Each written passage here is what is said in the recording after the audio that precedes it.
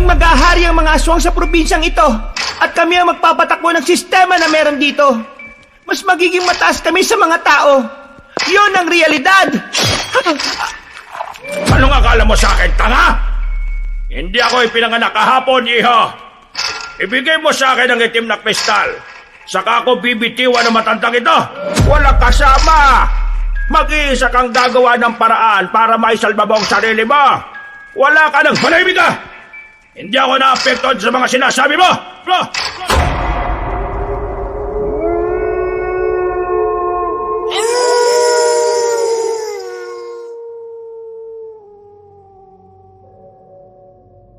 Ang kasaysayan ay parte ng nakaraan na nagsisilbing alaala ng isang mahalagang pangyayari sa ating buhay. Pero minsan, ang kasaysayan din pala ang magdadala sa atin ng matinding kapahamakan sa kasalukuyan. Pinagpalang araw po sa inyo, kabanong. Ganon din sa ating mga kabangers at mga kayanggaw. Ngayong araw, ikukwento ko sa inyo ang karanasan naming magkaibigan nung ako ay nasa Guimaras. Ang kwentong ito ay ang magpapatunay na hindi hadlang ang kakulangan sa kaalaman upang makapagligtas ng mga buhay. Ngunit sa kwento ring ito, naranasan namin kung papaano sisihin ng mga taong naging dahilan kung bakit kinailangan naming ilagay sa panganib ang aming mga sarili. Dito ko naranasan na maging matatag at tanggapin na para makamit ang kapayapaan, kailangan nating tanggapin ang ideyang maaring merong mawala sa ating mga minamahal.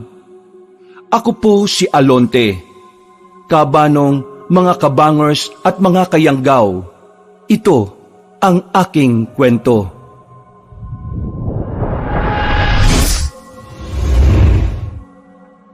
Bago nga pala magsimula ang ating kwento, sana'y mapindot nyo muna ang subscribe button at ang notification bell para lagi kayong nanonotify pag may bago tayong mga kwento.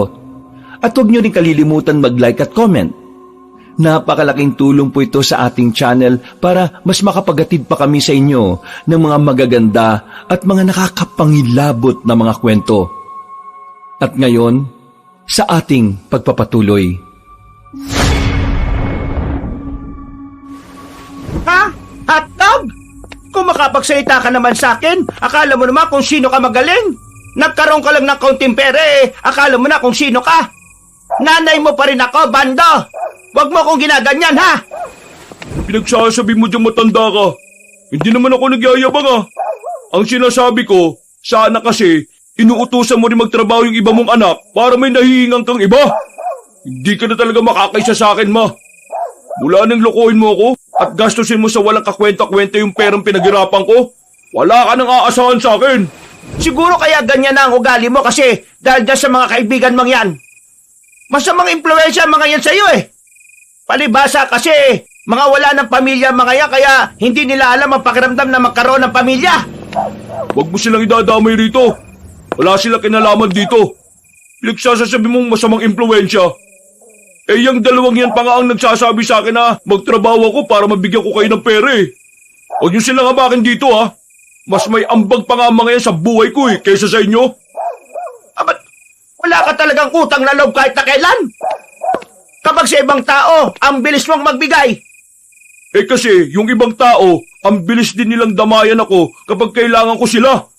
Kayo, may halaga lang naman ako sa inyo kapag may pera ako Nakadiskarte lang ako ng pera. Akala mo kung sino na ako mayaman, hihingi ka na kagad ng 1,000. Anong akala mo? Akin yung kumpanya na pinasukan ko? Umi-extra nga lang din ako dun Extra? Kasi hindi ka nagtapos ng pag-aaral mo. Kaya ngayon, wala kang magandang trabaho. Kapal na ba ng mukha mong isumbat sa akin yan? Baka nakakalimutan mong, kaya hindi ako nakapagtapos kasi umalis kayo ni Papa at naghiwalay. Ilang buwan nang nawala. Ako nagtrabaho dito sa bahay para magkaroon tayo ng pagkain. Ginawa ko yun kahit na nagtatrabaho ako. At alam mo anong nangyari? Nawalan na ako ng ganang pumasok. Kasi madalas pa akong hindi nakakapasok sa school kaysa maligo dahil sa kakatrabaho ko. Wala kang kwentang ina! Wala kayong kwentang magulang! Obligasyon yung bigyan kami ng magandang buhay noon Pero wala kayong naibigay kahit kaunti. Tapos ngayon magtataka ka kung bakit ganito ang buhay ko. Ang kapal naman ang mukha mo! Pre, tama na yan.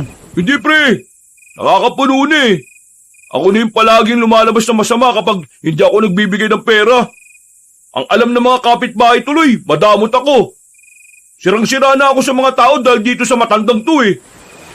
Hay, ang sakit mo naman magsalita. Kung alam ko lang na gaganyanin mo ako. Eh di sana ano? Sana pinalaglag mo na lang ako nung nandyan pa ako sa tiyan mo. Sana nga eh no, para hindi ganitong buhay ang dinatnang ko. Para hindi ikaw ang naging nanay ko. Uy, pre. Noong mga sandaling yun, Kabanong, tuluyan ang naiyak si Aling Pepang. Si Bando naman ay nagpupuyo sa galit. Pinagsisisipahan niya ang mga balde sa bakuran nila. Pinagbababasag niya ang mga bote. Ramdam namin ang galit ni Bando. Hindi ko rin naman siya masisisi noon. Punong-puno na siya. At kahit na anong gawin niya para sa pamilya niya, mababa pa rin ang tingin sa kanya ng mga kapatid niya, lalong-lalo na ng kanyang ina. Siya lang kasi ang madalas na naghahanap at dumidiskarte ng pera sa kanila. Yung mas matatanda sa kanya, magbabanat lang ng buto kung kailan nila gusto. Inalis na lang muna namin si Bando roon. Dinala namin siya sa bilyaran para kahit papaano may iba naman ang atensyon niya. Pasensya na kayo kanina ha. Nakakaya na pati kayo. Dinamay pa ng magaling kong nanay. Wisit na matanda yun. Hindi pa mamatay-matay eh. Uy, pre, huwag ka naman ganyan. O bakit? Kasi nanay ko rin naman yon. Hindi naman yun ang punto ko. Hindi ka naman kasi namin nakilalang ganyan eh. Kahit kailan, hindi mo hiniling ang kapahamakan at kamatayan ng iba, pre. Tama si Tonyo. Masama yung pre. Kaya wag ganun. Ay naku, ewan ko. Mula nang gaguhin nila ako sa bahay, parang nawalan na ako ng galang at awa sa kanila eh. Alam mo yung pakiramdam na wala na akong nararamdaman? Parang ayos lang sa akin na mamatay silang lahat sa gutom. Kasalanan ko rin kasi. Sinanay ko sila na ako ang umaako ng lahat. Langya, bunso ako. Ang daming mas matanda sa akin na walang ibang ginagawa kundi magpalaki lang ng bayag. Hindi ka naman namin masisisi kung nararamdaman mo yung ganyan. Kahit naman sino mapapagod eh. Ang gusto lang namin, sana, hindi mo baguhin ang sarili mo. Huwag kang maging masama. Basta, nakakapagod na talaga eh. Anong gagawin mo ngayon? Ayoko muna umuwi sa bahay. Nakakairitang makita yung mga mukha nila. Gusto mo, sumama ka muna sa amin ni Tonyo na maglako ng tahong bukas ng umaga. Ayos lang ba yan? Wala akong alam sa ganyan eh. Oo naman. Hindi ka naman namin uutusan, ano ka ba? Kahit na papaano, naging kalmado na rin si Bando. Dinaan na lang namin sa laro at pagkain ng paborito naming pares. Bandang 10:00 ng gabi, nagpaalam na sa amin si Bando. Kaming dalawa naman ni Tonyo ay magkasamang umuwi sa bahay. Mula kasi nang magtinda kami ng tahong, pinayagan ko siyang sa bahay na muna tumira para hindi na kami naghihintayan bago maglako. Grabe talaga pamilya ni Bando, no? Ang lalaki ng katawan ng mga utol niya, ayaw magsipagbanat ng buto. May kasalanan din naman si pare kaya naging ganun yung sistema sa kanila. Sinanay niya eh. Kaya yung mga kapatid at nanay niya, naging kampante. Pero hindi rin naman natin masisisi si Bando. Siya na yung nagbanat ng buto nung maghiwalay yung mga magulang nila eh. Oo nga, nandun na tayo. Pero di ba, yung tumagal na ganun yung sistema at ayos lang sa kanya, may pagkakamali rin siya nun. Kung una pa lang inayawan na niya di mas maaga sanang nagkumahog ang mga yun na kumilos. Hindi ko naman masisisi yung tropa natin. Ang sinasabi ko lang, may mga tao talaga na pasarap lang sa buhay kasi merong nagpapakahirap na buhayin sila. May mga taong walang utang na loob eh. Kung sa bagay, may punto ka rin naman. Pero nakakaawa yung tropa natin, no? Huwag kang maawa sa kanya. Hindi mo dapat kaawaan si Bando kasi walang nakakaawa sa taong nagsisikap at masipag. Dapat hangaan mo siya. Ang kinakaawaan, yung mga taong umaasa lang sa kanya kasi wala silang kayang gawin. Ay, nako. Buhay nga naman. Buti na lang tayo. Wala tayong pamilya. Walang sakit ng ulo. Pero minsan, naisip ko lang minsan nakakamiss din na magkaroon ng sakit ng ulo na pamilya eh. Kasi sa ganung paraan mo rin kasi mararamdaman na meron ka talagang pamilyang kinabibilangan. Ang kaso, maagang nawala si Ermat. Si Papa naman, sumakabilang bahay na. Ikaw, may plano ka bang bumalik sa inyo? Wala. Ba't ako babalik sa bahay na hindi na ako kinikilala? Malay mo naman, maayos na. Hindi na maayos yun, pre. Malaking sugat ang nagawa nila sa akin. Hindi ko makakalimutan na mas pinili nila yung mga sarili nila kaysa sa pag-aaral ko. Kaya, bahala sila. Ay teka, maiba na tayo. Bukas nga pala, agahan mo ang gising ha. Maaga tayong aalis. Kasama natin si Bando kaya samantalahin na nating marami tayong ilalako. Gagamitin natin mukha ni Bando para makarami tayo ng benta. Oy, bakit? Wapo rin naman tayo, pre, Oo nga, pero sawang-sawa na sila sa pagmumukha natin eh. Pansabagay. Matapos ang sadaling pag-uusap, ay naghanda na rin kami sa pagtulog. Kinaumagahan, agad na naming isinalin sa malaking balde ang mga tahong na nakaimbak sa likuran ng bahay namin. Sakto naman na dumating na rin si Bando. At base sa pungay ng mga mata niya, ay mukhang wala pa siyang maayos na tulog. Oh, bilis Pre, wag na lang kaya sumama. Matulog ka na lang muna sa loob. Hindi, kasama ako. Nakakabagot kaya matulog. Sigurado ka ba? Kaya mo? Oo, sigurado. Hindi nagtagal ay umalis na rin kami bit-bit ang 4 na balde ng tahong. Tigdalawa kami ni Tonyo. Sanay na kami sa ganung trabaho kaya sisiw na lang sa amin ang mabigat na daladala. Palabas pa lang kami ng baryo namin pero sinalubong na agad kami ng mga suki namin. Yung isang balde ay naubos kagad sa lugar pa lang namin. Magandang bagay para sa amin dahil kapag ganoon, mas mapapaaga kaming makauwi. Mukhang swerte talaga kapag meron kayong kasamang gwapo no? Sumama ka na lang kaya sa amin palagi. Depende yan. Kapag sanay na ako sa mga malalakit na tingin ng mga matatandang nabili sa inyo. Natatawa na lang kami nung mga sandaling yon, Kabanong. Sa aming pagpapatuloy, malayo-layo na rin ang aming narating. Isang balde na lang ang natira sa amin sa nakalipas na 2 oras. Habang naglalakad kami papunta sa isa pang baryo, isang magandang babae ang tumawag sa amin. Napalingon kami sa kabilang kalsada. Napatigil kami. Para kaming nakakita ng anghel dahil nagliliwanag ang kagandahan niya. Napanganga, nanlalaki ang mga mata at marahang umarko ang ngiti sa mga labi namin. Tol, sobrang ganda. Pusang gala naman yan, Walaan ko, taga Maynila yan, Wala namang maganda sa probinsyang to, Pep. Ako nang bahalang kumausap. Expert ako sa mga babae, mga pre. Alam nyo naman yan. Patawid na sana kami nang biglang may humarurot na truck. Muntikan na kaming mahagip. Sandaling huminto ang driver at pinagmumumura kami. Hindi naman nagpadaig si Tonyo. Ikaw ang bulag! Di ka tumitingin sa dinaraanan mo, sinaulo! Nutil! Tanga! Walang utak! Pangit! Mukha kang sigbin na may sakit at 10 beses na nabinat! Tsura mo! Natatawa ang babae sa mga narinig niya. Mas lalo tuloy naming nakita ang kagandahan niya. Kagandahan na akala namin ay hindi totoo. Pero nang makalapit na kami sa kanya, doon na namin nakita ang malaparaiso niyang kagandahan.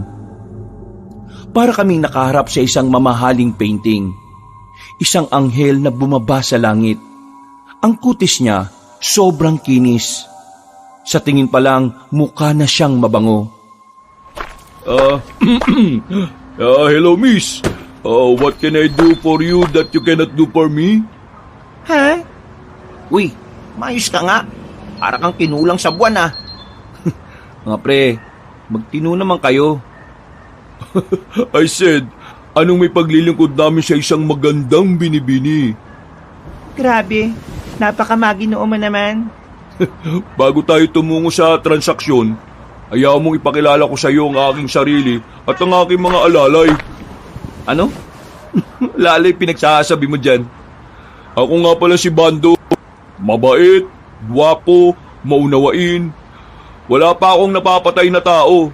Pero para sa iyo, handa akong pumatay para lamang iligtas ka sa kapahamakan.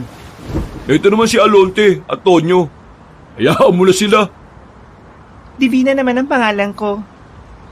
Pag sa amin, ganun lang. Magandang umaga sa inyo.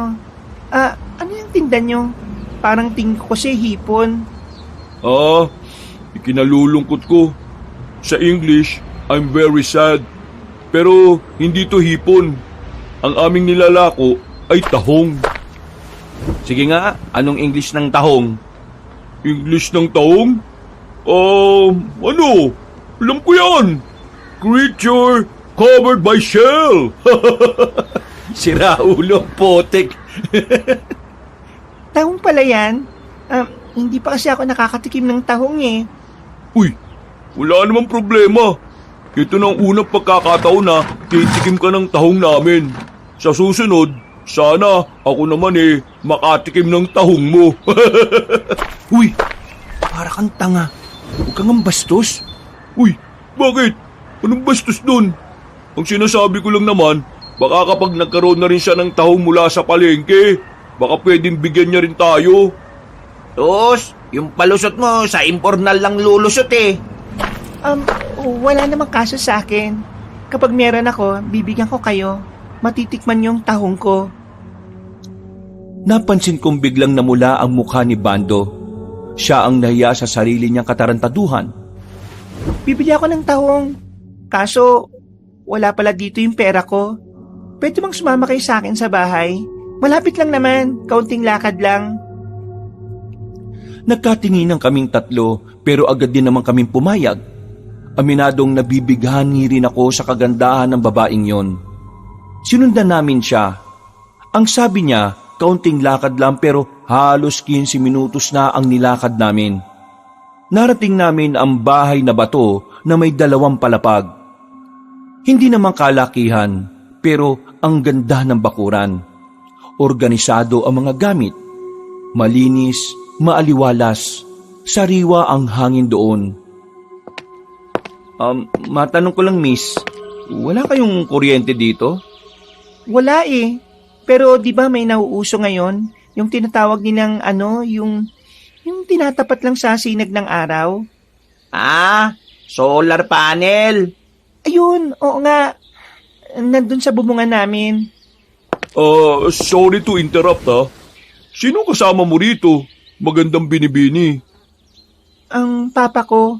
Pero madalas siyang wala dito dahil sa trabaho niya. Kaya ako lang mag-isa ngayon. Ha? Hindi ka ba natatakot? Nasa kalagitnaan ng gubat tong bahay mo eh. Hindi naman. Matagal na rin naman kami dito eh. Bata pa lang ako, dito na kami nakatira. Kaya sanay na sanay naman ako. Yun nga lang, pahirapan talaga makakuha ng pang-imbak. Kailangan ko pang maglakad at bumiyahe palagi. O tara, pumasok na muna kayo. Nakakaya naman kung paghihintayin ko pa kayo dito sa labas at pagtitimplahan ko na rin kayo ng tableya. Natuwa naman ako doon kay Divina Cabanong. Hindi ko pinag-isipan ng kung ano yung babae. Naisip ko na baka ganun lang talaga ang kinalakihan niyang kultura. Masyado siyang maasikaso sa mga bisita. Kahit na sa mga taong isang beses pa lang naman niyang nakausap. Hindi ko nga rin maintindihan kung bakit parang ganun na lang ang tiwala niya sa amin hindi naman kami magkakilala. Pag-upo ko sa silya, napangat agad ang puwet ko nang may naupuan akong matulis. ramdam ko kagad ang hapdi sa pisngi ng puwet ko. Oh, pre, napuwetan ka ba? Oo may matulis. May pako yatang nakausili. Dumugo ang pisngi ng puwet ko, pero hindi naman marami. Nataranta si Divina nung oras na yun. Kumuha agad siya ng panlinis sa sugat para hindi raw ako matetano. Naku, pasensya na talaga, hindi ko napansin. Hindi, ayos lang. Hindi naman gaano masakit pero kailangan ko lang linisin. Nasa ba yung banyo nyo? Lilinisan ko lang yung sugat. Sa labas pa sa may gilid ng bahay namin sa kaliwa. Tonyo, samahan mo ko. Tulungan mo ko. Anong gagawin ko? Ikaw maglinis ng sugat ko sa puwet. Hindi ko makikita Kumakamot ulo na lang si Tonyo noong mga oras na yon. Pagdating namin ng banyo ay agad na akong naghubad ng short. Nakabrief na lang ako at habang si Tonyo naman ay nakaluhod sa likuran ko. Nang simulan na niya ang paglilinis, doon ko lang naramdaman ng husto ang hapdi. Aray, hapdi. Teka, wag kang gumalaw. Ang hapdi, pre. Ganyan naman talaga Parang mauutot ako sa sobrang hapdi, pre. Uy, wag kang uutot, sinasabi ko sa'yo. Ay, wisit ka talaga. Ang baho. Baala ka na nga dyan, pre. Pambirang utot yan, Mas mabaho pa sa nabubulok na tahong Tawang-tawa ako noon, Kabanong. Hindi yun ang unang beses na naututan ko siya sa muka. Pero bakas pa rin kay Tonyo ang trauma dahil sa nakakamatay na amoy ng utot ko. Matapos yon, binigay na rin namin kay Divina ang binili niyang tahong. Nainom na rin namin ang tableya na ginawa niya. Masarap. Malinamnam ang pagkakatamis. Bumabagay ang tableya sa kagandahan niya. Maraming salamat talaga at dahil sa inyo, hindi ko na kailangang umalis para makabili ng lulutuin. Basta para sa'yo, magandang binibini. Lahat ay hahamakin. Makuha ka lang. Grabe, makuha ka agad. Biro lang. Baka kiligin ka kapag nagseryoso ang kagaya ko Uy, ama na nga yan. Walang kwenta na yung pinagsasabi mo Divina, maraming salamat sa pagbili mo ng tawang O paano? Aalis na kami. Hanggang sa susunod ulit. Ngumiti sa amin ng malapad si Divina. Napangiti na lang din kami sa kanya. Parang napawi ang pagod namin dahil sa kagandahan niya. Nung oras na yon, hindi mawala-wala ang ngiti ni Bando sa mukha niya. Wala siyang bukang bibig kundi si Divina. Kaya alam na namin ni Tonyo na sa aming tatlo, siya talaga ang pinaka may interes sa babaeng yon. Kaya napagdesisyonan naming hayaan na lang siya. Ayaw din naman kasi namin na magkaroon pa ng tampuhan sa tropa. Parang ginanaan ako mabuhay ngayon Oo na, alam na namin na gusto mo si Divina. Ikaw na pumorma, kapatid. Yan ang gusto ko sa inyo Marunong makiramdam Paano hindi kami makakaramdam Kitang-kita naman sa pagmumukha mo. Bukas na bukas, pagtapos ng extra ng trabaho ko, pupunta ko kagad si Divina. Ano? Manliligaw ka na kagad? Ba syempre, ano pa bang dapat gawin kapag may magandang babae? Di ligawan, bakuran, dahil baka makakuha pa ng iba. Pre, nakita mo naman, matinong babae si Divina Taong bahay lang. Baka naman birahin mo lang yung tao tapos magsawa ka na kaagad iwanan mo. Pare naman, alam ko naman yun. Ginagala ko si Divina Hindi siya kagaya ng iba na kalad ka rin. Irerespeto ko ang kanyang pagkababae. Kasi alam niyo kung bakit. Si Divina, yung tipo ng babae na hinaharap muna sa altar bago sinasabak sa digmaan. Mas maganda ng malinaw. Kilala mo naman kami. Hindi ka namin kukonsintihin sa mga mali mong pananaw. Pero tingin mo, papasa kaya ako kay Divina? Hindi natin malalaman yan kung hindi mo susubukan. Papasa ka dyan kung talagang totoong pinapakita mo. Tingin ko naman si Divina, hindi naman siya maarte. Magpakatotoo ka lang. Tatanggapin ka na niya. Maraming salamat sa mga sinasabi nyo, ha. Lumalakas tuloy lalo yung loob ko, eh. Nang makauwi na kami sa aming baryo, wala nang natira sa mga tahong. Habang naglalakad, nakasalubong namin si Aling Pepang, ang nanay ni Bando. Kinabahan kami kasi baka mag-away na naman silang dalawa. Pero tiningnan lang siya ng mama niya. Pre, iika-ika maglakad mama mo, ah. Puntahan mo kaya muna. Pre, alam kong galit ka sa mama mo. Pero sa inyong magkakapatid, ikaw lang yung kahit papano may pakialam sa mama mo eh. Hindi siya iniintindi ng mga kapatid mo. Sige na, kausapin mo na. Hindi naman namin sinasabi na magbati kayo. Alalayan mo lang. Baka mamaya biglang matumba. Talaga, oh. Sige na nga. Nilingon pa namin si Bando nang malapitan na niya ang nanay niya. Nakahinga na kami ng maluwag nang makita naming hindi sila nagsagutan. Himalang may nahon silang nag-usap. Buti naman at walang nagsigawan. Alam mo, mahal ni Bando ang mama niya. Mahal din naman siya ni Aling Pepang eh. Sadyang mataas lang ang mga pride nila. Wala ni isa sa kanila ang gustong umamin ng mga pagkakamali nila sa buhay. Napapailing na lamang ako, Kabanong, at pinagpatuloy na lang namin ang paglalakad. Pag-uwi namin ay agad na kaming nagluto ng para sa tanghalian. Naging maayos naman ang mga sandali namin. Nakaramdam kami ng antok matapos kumain. Nang makatulog si Tonyo, palihim akong nagtungo sa silong ng bahay namin. Merong sikretong pintuan doon at merong hagdanan pababa.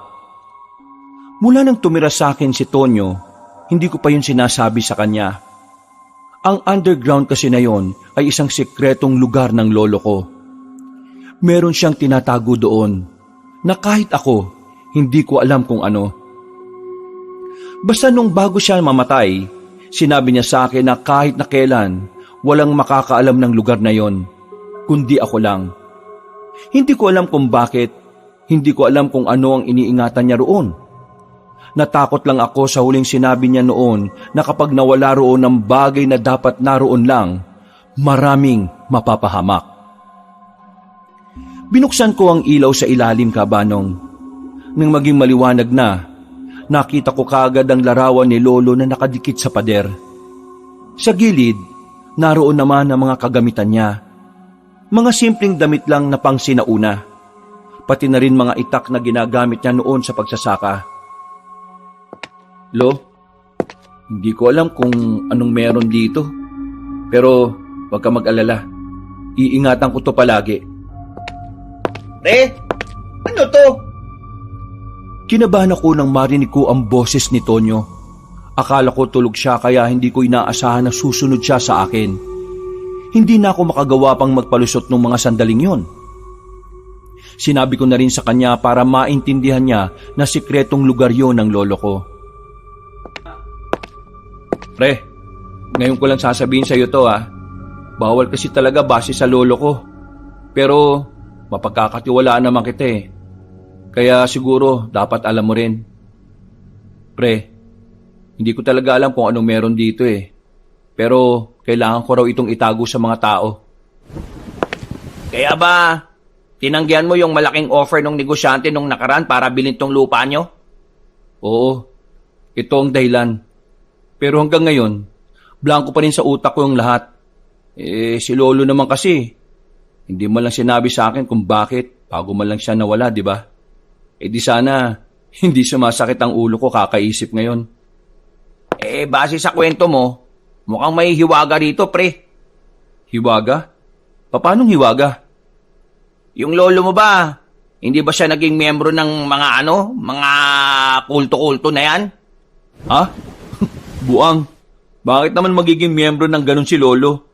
Kaya nga nagtatanong lang muna ako eh. Hindi nga, walang ganun si Lolo. Samahan na mga albularyo, yung mga ganyan. Hindi rin. Sa tagal namin magkakasama sa iisang bahay nun, hindi ko siya napansin na kasali si Lolo dun. Basta, tipikal na matanda lang din naman siya. Ayun lang. Malabo mo talaga malaman kung anong meron dito. Ang papa mo ba? Alam ba niya to? Isa pa yun. Wala namang pakialam yung kay Lolo eh. Si Mama sana.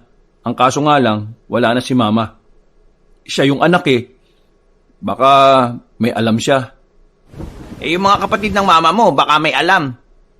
Hindi ko naman sila kilala eh. Huwag ka mag-alala, pre. Safe tong sikreto mo na to sa akin. Sigurado ka ha? Kapag may ibang nakaalam nito, ikaw lang ang sisisihin ko. Kailan ba ako nagkwento sa iba ng mga sikreto mo? Yung dating ang hinalikan ka ng matandang bakla, hindi ko na nga pinagkalat eh. Uy, bisit ka. Talagang pinaalala mo pa ha? Tara na nga, sasara ko na to. Umakyat na lang kami ulit at sinara ko yun, Kabanong. Napabuntong hininga na lang ako dahil hanggang sa mga sandaling yon, hindi ko pa rin maisip kung ano ang dapat kong protektahan sa underground ni Lolo. Mabilis na sumapit ang kinagabihan. Kumagat na rin ang dilim sa paligid. Pagkatapos ng hapunan, lumabas kaming dalawa ni Tonyo para magpunta sa bilyaran. Habang naglalakad, naramdaman ko na parabang merong sumusunod sa amin. Makailang beses akong lumingon at tuminto. Ano bang problema, pre? Kanina ka pa, hinto ng hinto ah. Hindi mo ba nararamdaman? Nararamdaman ng alin? Parang may sumusunod sa atin eh. Ha? Wala naman ah. Baka guni-guni mo lang yun. Meron talaga akong nararamdaman. Parang gumagalaw kanina dun sa bandang yun, no? Yung halaman ng tinutukoy ko, ah. Yung halaman ng tinutukoy mo? Gumagalaw? Sumusunod yung halaman sa atin? Para namang siraulo ka usap to. Ibig kong sabihin, parang dun sa halaman, nagtatago yung sumusunod sa atin. Wala naman, pre. Baka kulang ka lang sa tulog, ah. Hindi ko alam. Hayaan mo na nga. Napapailing na lang ako, Kabanong. Pero sa kaloob-looban ko, ay sigurado kong meron talaga akong naramdaman. Hindi lang talaga siya basta guni-guni lang. Nang marating namin ang bilyaran, ay inabutan namin doon si Bando. Kakatapos lang makipagpustahan. Nakangiti ang loko. Mukhang nanalo sa mga nakalaban niya. Oh, wala na. Late na kayo ng dating. Nasaksihan nyo sana kung paano ko nilampaso yung mga dayong mayayabang. Iyak eh.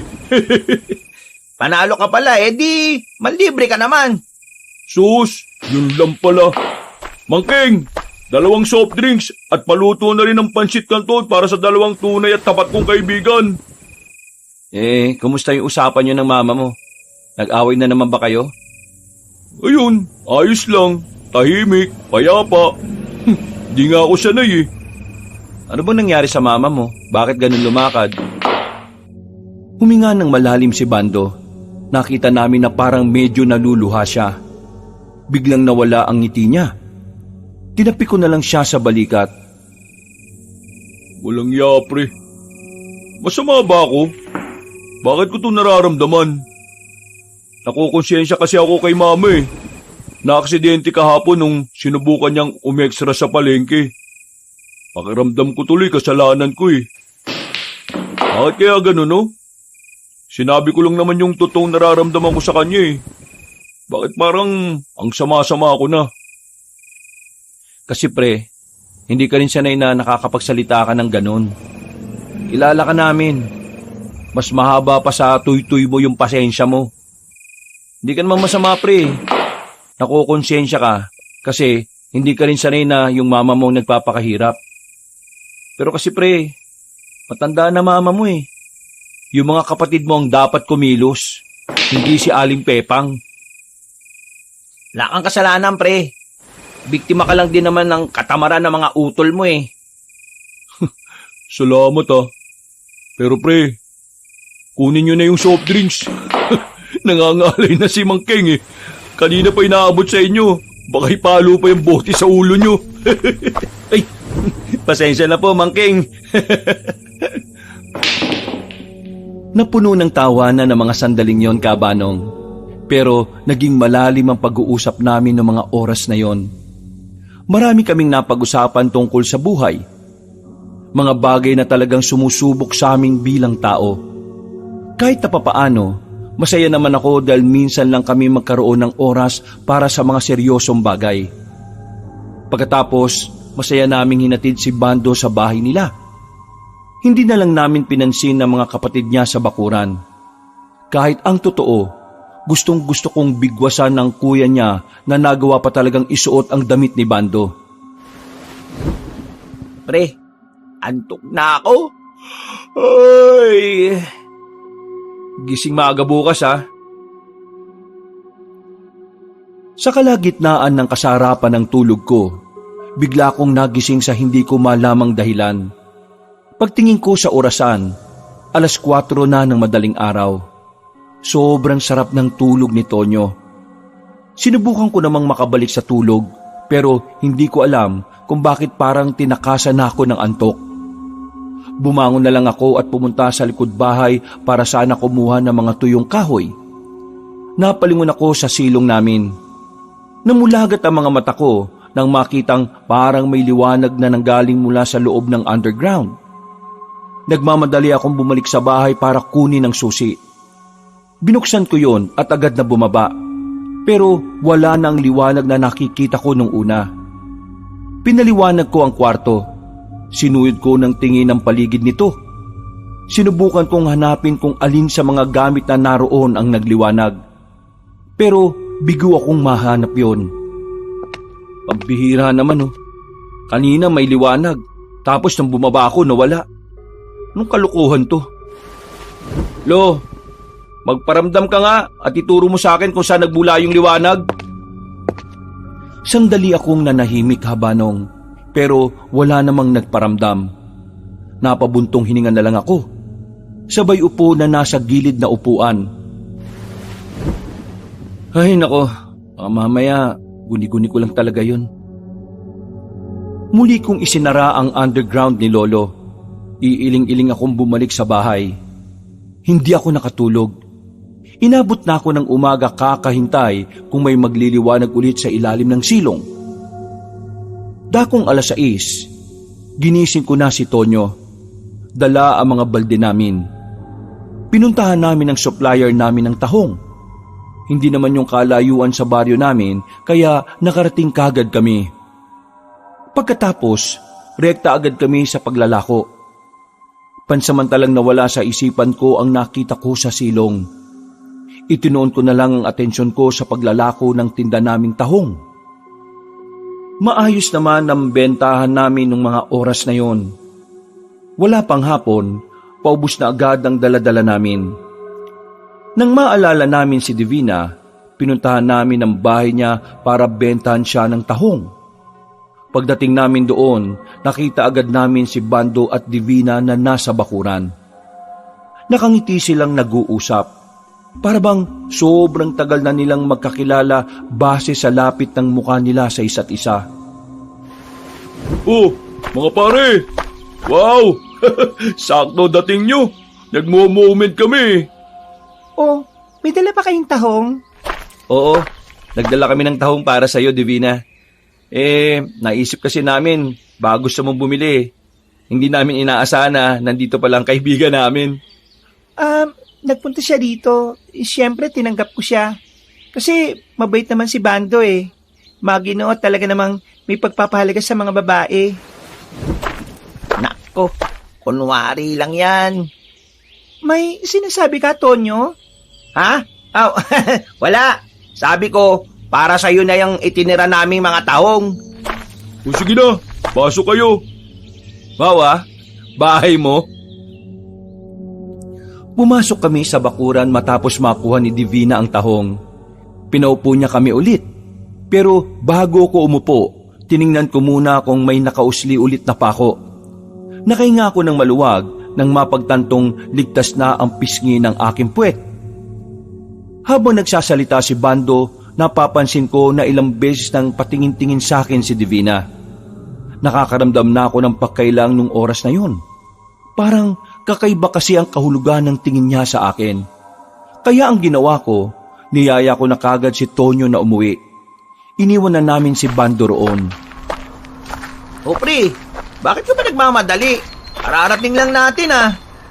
Hayaan na natin sila ron. Nagmo-moment nga yung dalawa eh, pasira ka. Kilala kita pre. Tingnan mo mukha mo oh. Di ka komportable. Bakit ba? Anong meron? Hindi ko alam eh. Yung tingin sa akin ni Divina pre, parang ano eh. Parang basta. Ano nga? Kakaiba. Malagkit. Kumakagat labi pa nga minsan eh. Para akong para niya akong inaakit pre. Putya. Baka ikaw trip ni Divina pre. Hindi nga pwede. Alam mo naman na gustong-gusto ni paring Bando yung babaeng yun. Anong magagawa ni Bando kung talagang ikaw yung gusto ng tahong ni Divina? Magtigil ka nga. Hindi ko siya papatulan, no? Baka magkasira pa kami ni Bando. Hindi na tayo babalik doon, pre, ha? Ayaw ko na magkaroon ng... Umamin ka nga. Gusto mo rin, no? Hindi nga. Wala akong gusto. Pero hindi ko maintindihan, pre. Kaninang nakita ko kung paano niya ako tingnan. Parang ayaw na niyang mawala sa utak ko. Oo, di gusto mo nga. Hindi nga yung pre. Basta, ang gulo eh. Pero kung talagang sinasabi mong wala ka talagang balak patulan si Divina, di sige. Mas maganda yan. Alam naman natin na kaligayahan ni Bando yung babaeng yun eh. Bumuntong hininga na lang ako, Kabanong, hanggang sa makabalik na kami sa bahay. Patuloy pa rin gumugulo sa isipan ko si Divina. Kahit na anong gawin ko, hindi na siya mawala-wala sa isipan ko. Sinubukan ko na rin magbasa-basa ng mga magazine na may bold, pero si Divina pa rin ang naiisip ko. Hindi ko alam kung bakit, pero tingin ko parang kailangan ko siyang makausap ng kami lang. Makalipas ang ilang araw, hindi na kami dumaan sa bahay ni Divina kapag naglalako na kami ng tahong. Diretso uwi na kami at hinahayaan na namin si Bando. Pero sadyang ang panahon na mismo ang nagbibigay ng dahilan para mas lalo akong maguluhan. Pre, basahin mo tong headline sa dyaryo oh. O bakit? Ano bang meron? Basahin mo na lang. Isang lalaki na pauwi na sana sa bahay ang kamuntikan ng madukot ng aswang. Ha? Ano yan? Totoo ba yung balitang yan, pre? Bakit? Hindi ka ba naniniwala sa aswang? Naniniwala naman. Ang ibig kong sabihin, totoo bang aswang ang salarin? Minsan kasi yung mga balita sa mga dyaryo gawa-gawa lang eh. Sa bayan ko to binili. Malamang legit to. Kung totoo yan, di may mga aswang na pala dito. Akala ko ba, sabi ng mga ninuno ng mga unang taga rito matagal nang walang aswang dito sa Guimaras. Bakit ako tinatanong mo? Wala akong alam dyan, oh. Basta ako, naniniwala ako may aswang. Ha? Sige na, buksan mo. Baka yung bayad na ni Aling Puring yun. Ang aga-aga pa. Hindi pa magbabayad yun. Buksan mo na rin kung sino man niyang nakatok. Uy, Divina! Nang makita ko si Divina sa labas ng pintuan, napatayo agad ako. Napainom ako ng tubig at saka nasamid. Hindi ko talaga inaasahan na darating siya roon. Nakangiti siya. Parang nagliliwanag na naman ang kagandahan niya nung umagang yon. Ang mga kalapitbahay, alam na naroon siya. Nakatingin na para bang namamangha sa ganda niya. Divina, anong ginagawa mo rito? Masama bang dumalaw sa mga bago kong kaibigan? Ha? Hindi naman. Pero paano mo kami natuntun dito? Hindi na mahalaga yon. Ang mahalaga ngayon, patitikimin kita ng tahong ko. Ano? Patitikiman mo siya ng ano mo? Ng tahong ko. Masarap ang tahong ko. Sobrang sarap. Ito, bagong luto ko pa. Naku, nag-abala ka pa para dyan. Oo, kasi si Bando, natikman na niya ang tahong ko. Pero ikaw, hindi pa. Paano naman ako? Hindi ako pwedeng pumasok.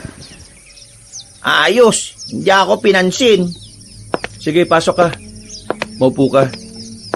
Uy, teka lang. Divina, kausapin ko lang kaibigan ko ha. Hinila ko ni Tonyo palabas ng bahay namin. Dinala niya ako sa bakuran at doon ay parang nag-aalala siya sa nangyayari. Alam namin pareho na kapag naalaman ni Bando na naroon si Divina, pwedeng magtampo sa amin ang lalaking yon. Pre, paano yan kapag nakarating to sa tropa natin? Baka naman kayong dalawa mag-away ha.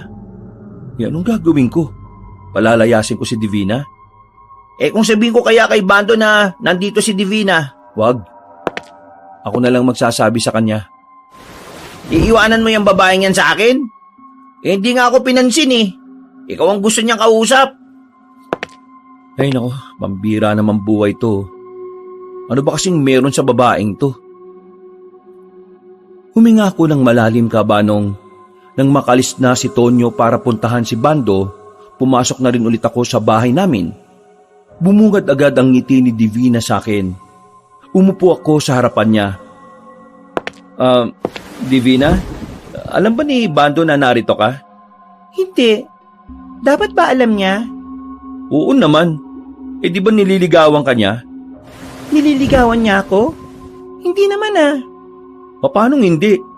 Wala ba siyang sinasabi sa'yo? Wala eh. At saka, hindi ko siya gusto, Alonte. Ikaw ang gusto ko. Bigla na lang niyang hinawakan ng kamay ko, kabanong. Naramdaman ko kagad ang malambot niyang palad. Nag-init ang buong katawan ko at hindi agad ako nakapagsalita. Para akong napipi. Nakatingin lang ako sa kanya ng diretsyo. Parang nangungusap ang mga mata niya. At sa mga sandaling yon, hindi ko matukoy kung anong klaseng kaba ang nararamdaman ko.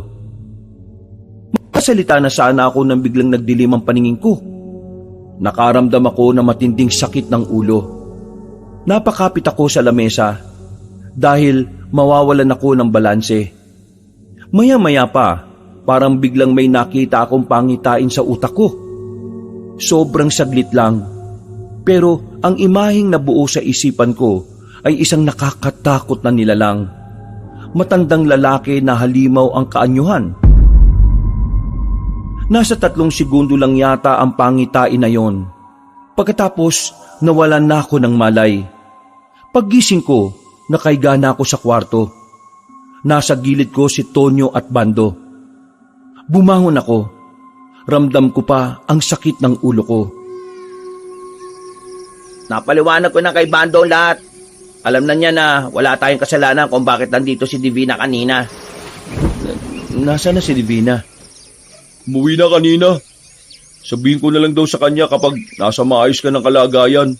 Pero, ano ba nangyari sa'yo kanina? Hindi ko alam eh. Hinawakan ni Divina yung kamay ko. Tapos, ayun, biglang nagdilim yung paningin ko. Tapos meron ako nakita. Wait. Nagdilim yung paningin mo pero meron kang nakita? Lukang ba to, pre? Hindi, ibig kong sabihin, parang nagkaroon ako ng pangitain. Pero sandaling-sandali lang eh. Parang mga 3 segundo lang. Ano?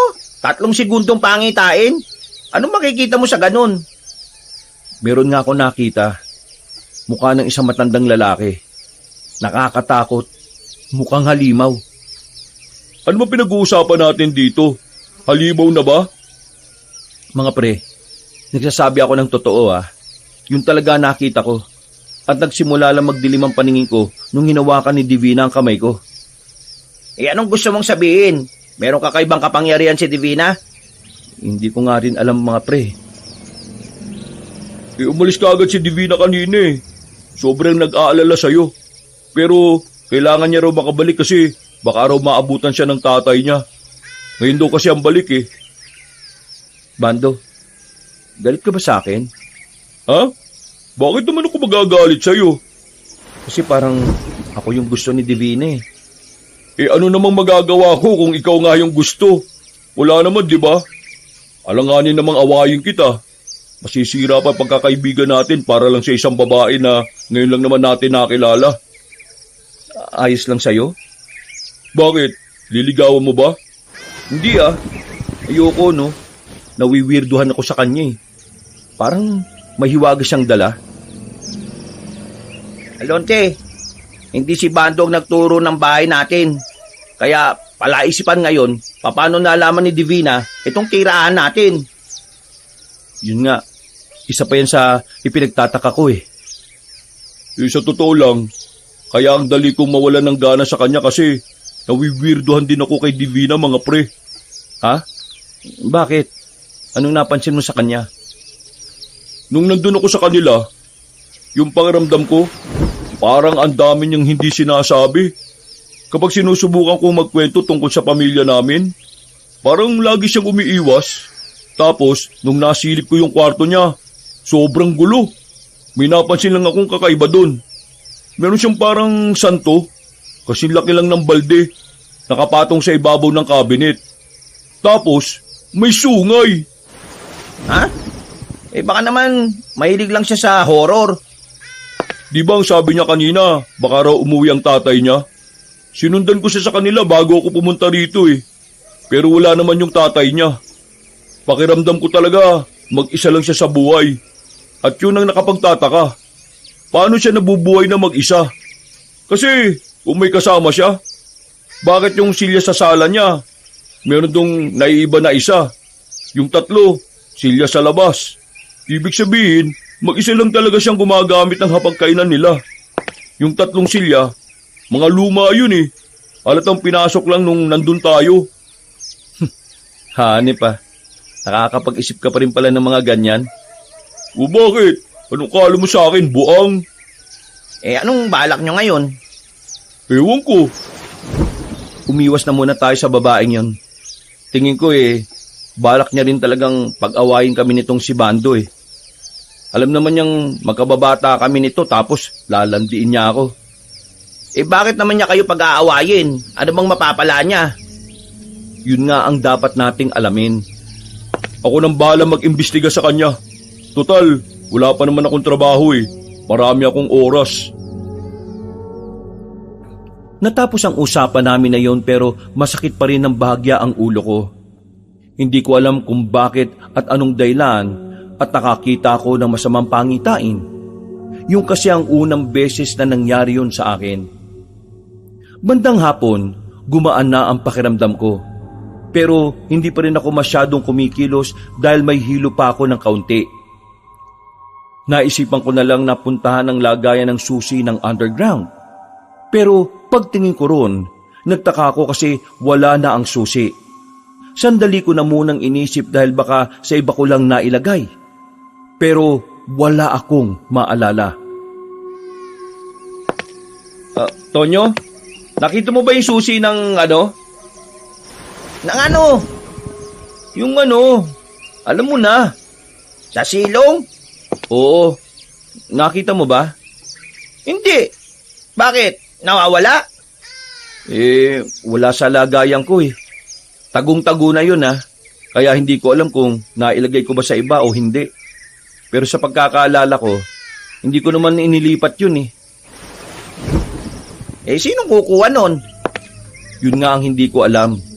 Ako lang naman ang nakakaalam ng kinalalagyan nun Isipin mo na lang. Baka sa iba mo nailagay. Noong hapong yun, ay parang sumakit ang ulo ko kakaisip ka, Banong. Hanggang sa sumapit ang kinagabihan ay hindi ko pa rin mahanap. Ang hinala ko talaga, merong taong kumuha ng susi. At para makasigurado ako kung sino yon, naisipan kong abangan kung sino ang magbubukas ng underground. Sigurado ka talagang may kumuha nun? Oo nga, nararamdaman ko. Kaya aabangan natin kung sinong papasok sa silo ngayon. Nakatambay lang kami ni Tonyo sa likuran ng lalagyan namin ng mga malalaking balde. Mula roon, natatanaw namin ang ilalim ng bahay namin. Naglagay na rin kami ng mga pantunog para kahit kapag nasagi yun, madali naming malalaman na may tao na roon. Tumagal ng 1, 2, 3 at nag-4 na oras pa. Mag-aalas 11 na pero wala pa rin kaming napapala. Lalabas na sana kami nang marinig naming tumunog ang lata na nilagay namin doon. Dinampot ko na kagad ang palakol namin. Pagtapat namin ng ilaw doon, nakita namin na merong tao sa silong ng bahay namin. Hindi namin malaman kung lalaki o babae. Balot na balot kasi ang buong katawan. At nang maramdaman niya na nakikita namin siya, hindi siya gumagalaw. "Sino ka? Anong kailangan mo dyan? Ikaw ang kumuha ng susi, no?" Mukhang wala siyang balak sumagot, pre, ah. Dalihin na natin, baka mamaya magnanakaw pa yan. Kung hindi ka sasagot, mapipilitan kaming gawin to. Tonyo, manda ka na! Lalapit pa sana kami, pero nakita namin bigla na lamang gumapang ang taong yun paalis. Nabigla kami sa ginawa niyang paggapang. Hindi normal ang bilis nun. Nang habulin naman namin, laking gulat namin na makita namin siyang tumalon papunta sa itaas ng puno. Hindi na namin siya nagawa pang habulin. Nawindang kami sa nakita namin. Sa puntong yun pa lang, alam na namin agad na hindi normal na tao ang nagtangkang makapasok sa underground. Dahil sa nangyari, kumuha na lang ako ng panibagong kandado. Nang sa ganun mawala ng saysayang susi na hawak-hawak ng kung sino man yon. Hindi na rin kami nakatulog sa mga oras na yon. Pakiramdam kasi namin, anumang oras ay babalik ang nilalang na yon. Inabot na tayo ng umaga, pre.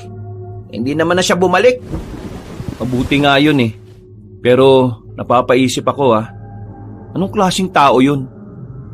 Anong kailangan niya sa underground na pagmamay-ari ng lolo ko? Kung sino man yung loko-lokong yun, hindi niya makukuha kung ano man ang kailangan niya. Pre, bili ka muna ng makakain natin. Ginutom ako O sige, dito ka lang magbantay ka Lumabas ako ng bahay. Papunta ako sa bakery para bumili ng tinapay nang biglang nakasalubong ko ang isang matandang puti na ang buhok. Nakasuot siya ng simpleng sandong puti na medyo luma na. Nakapantalon ng maong. Meron siyang daladalang maliit na bag na nakapulupot sa katawan niya. Nung una, akala ko wala lang. Pero tumingin siya sa akin at tumarang sa daraanan ko. Pwede ba magtanong? Teka lang, bakit kayo naninigaw? Tinatanong kita kung pwedeng magtanong. Huwag mo akong talungin. Ho? Ay, oo, pwede naman Nagtatanong na nga ho kayo Alam mo ba kung saan nakatira yung matandang si Rigor? Alam mo ba? Bakit niyo siya hinahanap? Sinabi nang huwag mo akong talungin dahil ako nagtatanong sa'yo. Lolo ko yung hinahanap niyo Ano bang kailangan niyo sa kanya? Ikaw ang apo niya. Nasaan ang bahay niya? Hindi ko sasabihin hanggat hindi mo sinasabi kung sino ka. Kaibigan ako ng lolo mo. Kaibigan? Wala siyang nabanggit sa akin na may kaibigan siyang taga-ibang lugar Ako si Eram. Magkasama kami dati sa isang samahan ng mga albularyo. Teka. Anong sinabi niyo? Hindi naman albularyo ang lolo ko Hindi naman talaga albularyo si Rigor. Pero naging alalay siya ng isang magaling na albularyo. Iho, kailangan mo makipagtulungan sa akin. Ano bang kailangan mo? At kung kaibigan ka talaga ng lolo ko, sige nga, patunayan mo. May lugar sa silong ng bahay ninyo. Ang lugar kung saan nakatago ang isang bagay na hindi pwedeng mapas sa kamay ng kasamaan. Sa sinabi niyang yun, kabanong, ay tuluyan na akong nakumbinse na matanda. Sa halip na bibili ako ng almusal namin ni Tonyo, bumalik agad ako sa bahay. Pinakilala ko siya sa kaibigan ko. Naikwento na rin namin kay Mang Eram ang tungkol sa nangyaring pagtatangka ng kung sino na nakapasok sa underground. Bumaba kami roon. Binuksan namin ang ilaw. Napapatango si Mang Eram. Umupo siya sa gilid at nagsimula siyang ipaliwanag sa amin kung ano ang nangyayari. Ako at ang lolo Rigor mo ay magkasama noon. Alalay siya ng albularyo. Habang ako naman, baguhan pa lang ako noon. Pero ang tatay mo, parang mas nauna siyang dumating kaysa sa akin sa kampo ng mga albularyo. Pinagkakatiwalaan siya ng nakararami. Lalo na nung sinasabi kong mabangis na albularyo. Nang mamatay ang albularyong yon dahil sa pag-atake ng mga aswang, meron siyang iniwan sa lolo mo. Isang maliit na kristal na pagmamay-ari ng mga aswang. Teka, bakit kay lolo? Ang dami namang albularyo doon, di ba? Isa pa, hindi naman albularyo ang lolo ko eh. Kagaya nga ng sinabi ko, pinagkakatiwalaan siya ng lahat. At ang mabangis na albularyo, naisip na sa kanya ibigay dahil nga hindi siya kagaya nila. Hindi may isip ng mga aswang na nasa isang normal na tao lang ang itim na kristal. Sa mga sumunod na araw, naubos sa mga kasamahan namin. Ako na lang ang natira. Dahil nang umatake ang mga aswang, wala ako ron. Siguro, maswerte lang talaga ako dahil nung araw na dapat pupunta ako sa kampo, pinigilan ako ng lolo mo. Dahil sa pagkalagas sa mga kasamahan namin, sinabihan ko ang lolo mo na itago ang kristal sa ligtas na lugar. Habang ako naman, nagtago ako dahil ako na lang ang nag-iisang miyembro na natira. Mula noon, hindi na kami nagkita ng lolo mo. Uli kong balita tungkol sa kanya namatay na siya dahil sa sakit. Mang Eram, sabihin nyo nga sa akin, ano bang gagawin ng mga aswang sa itim na kristal na yon? Ang itim na kristal ay siyang ginagamit ng mga aswang para makamta ng walang hanggang buhay. Matagal na nilang gustong maging immortal sa mundong ito, pero palagi silang napipigilan ng kabutihan. Kaya nga bago pa sila magtagumpay, kailangang masira ang kristal. Paano masisira? Hindi ko nga alam kung nasaan sa underground na to eh. Alam ko kung nasaan. Tumayo siya. Meron siyang dinukot sa ilalim ng aparador. Isang kristal na kasing laki lang ng tinitinda naming tahong. Pinakita niya yon sa amin. Itim na itim. Kumikinang ito kapag nagre-ritual ang mga aswang. Ang ritual na ginagawa nila para mapanatili ang hiwaga at kapangyarihan ng kristal na ito. Paano natin masisira yan? Alam ko kung papaanong isasagawa ang ritual na makakasira sa kristal na ito. Pero magagawa ko lang yon sa mismong kabilugan ng buwan. Isang delikadong oras para din sa atin. Lalo na ngayon, alam na nila na narito ang kristal. Sa kabilugan ng buwan, malakas at mabangis sa mga aswang. Kaya kailangan nating mag-ingat sa gabing yon. Kailan naman ang kabilugan ng buwan? 4 na araw mula ngayon. Kaya ihahanda niyo ang sarili ninyo. Mang Eram, gusto ko lang pong malaman kung may alam kayo sa nangyari sa akin. Bigla na lang kasing nagdilim yung paningin ko nung may bisita kami. Tapos, nagkaroon ako ng mabilis na pangitain. May matandang lalaki raw na pangit na muka. Hindi ba kayo yon? Mukha ba akong pangit, ha? Hindi po. Pasensya na. Basta po, pangit ang muka eh. Nakakatakot. Mukhang halimaw. Mukhang ikaw ang nagmana ng kakayahan ng lolo mo. Nung nagkakasama pa kami, paminsan-minsan nawawalan siya ng malay. Paggising niya, may sinasabi na siya sa amin na kung ano-ano. At karamihan sa mga sinabi niya, nagkaroon ng koneksyon sa mga nangyayari. Ang pagitain mo, isa lang ang nakikita kong ibig sabihin. Pinuno ng mga aswang ang nakita mong matandang lalaki. Grabe. Ngayong nalaman na natin ang lihim ng underground na ito, nagtitindigan ng mga balahibo ko, pre. Nakakatakot. Mang Eram, ano pong kailangan namin gawin? Natatakot ako na baka biglang bumalik yung nagtatangkang kumuha ng kristal. Hindi natin naalisin ang kristal dito. Hihintayin natin bumalik ang aswang na yon at papatayin natin siya. Kinabahan ako sa sinabi ng matanda kabanong. Naiisip ko pa lang na may makakaharap kaming aswang ay kinikilabutan na ako ng malala. Pagkatapos ng pag-uusap namin na yon, umalis na rin kami roon. Tinanggal ko na ang kandado na bago kong inilagay. Ibinalik ko ang luma para makapasok daw ang aswang at doon namin papaslangin sa loob. Nung oras na yon ay umalis na rin muna si Mang Eram. Babalik siya ng hapon. Kabaryo lang din namin siya, kaya kampante kaming kapag may nangyaring hindi maganda, mas mabilis siyang makakaresponde sa amin. Pre, kanina ka pa tingin ng tingin sa cellphone mong dipindot na yan ah. May hinihintay ka bang mag-text? Si Bando, hinihintay ko mag-text. Kasi sabi niya, kapag may nalaman siya tungkol kay Divina kukontakin niya kagad tayo. Parang hindi naman napunta si Bando dun eh. Nakita ko siya kanina dun sa bilyaran nanonood. Kanina pa yun, baka nakaalis na siya.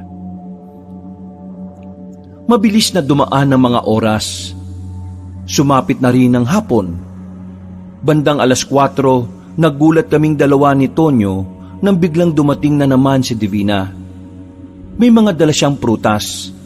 Hindi na namin siya napigilan. Agad siyang pumasok sa bahay at niyakap ako ng mahigpit. Oh, bakit nandito ka na naman? Malamang, nag-aalala ako sa'yo. Hindi ba ako pwede mag-alala? Kahapon nagulat ako bigla ka nalang bumagsak. Hindi ko alam ang gagawin ko. Ayos na ako. Hindi mo na kailangan mag-alala. Kaya, pwede ka nang umuwi. Grabe ka naman.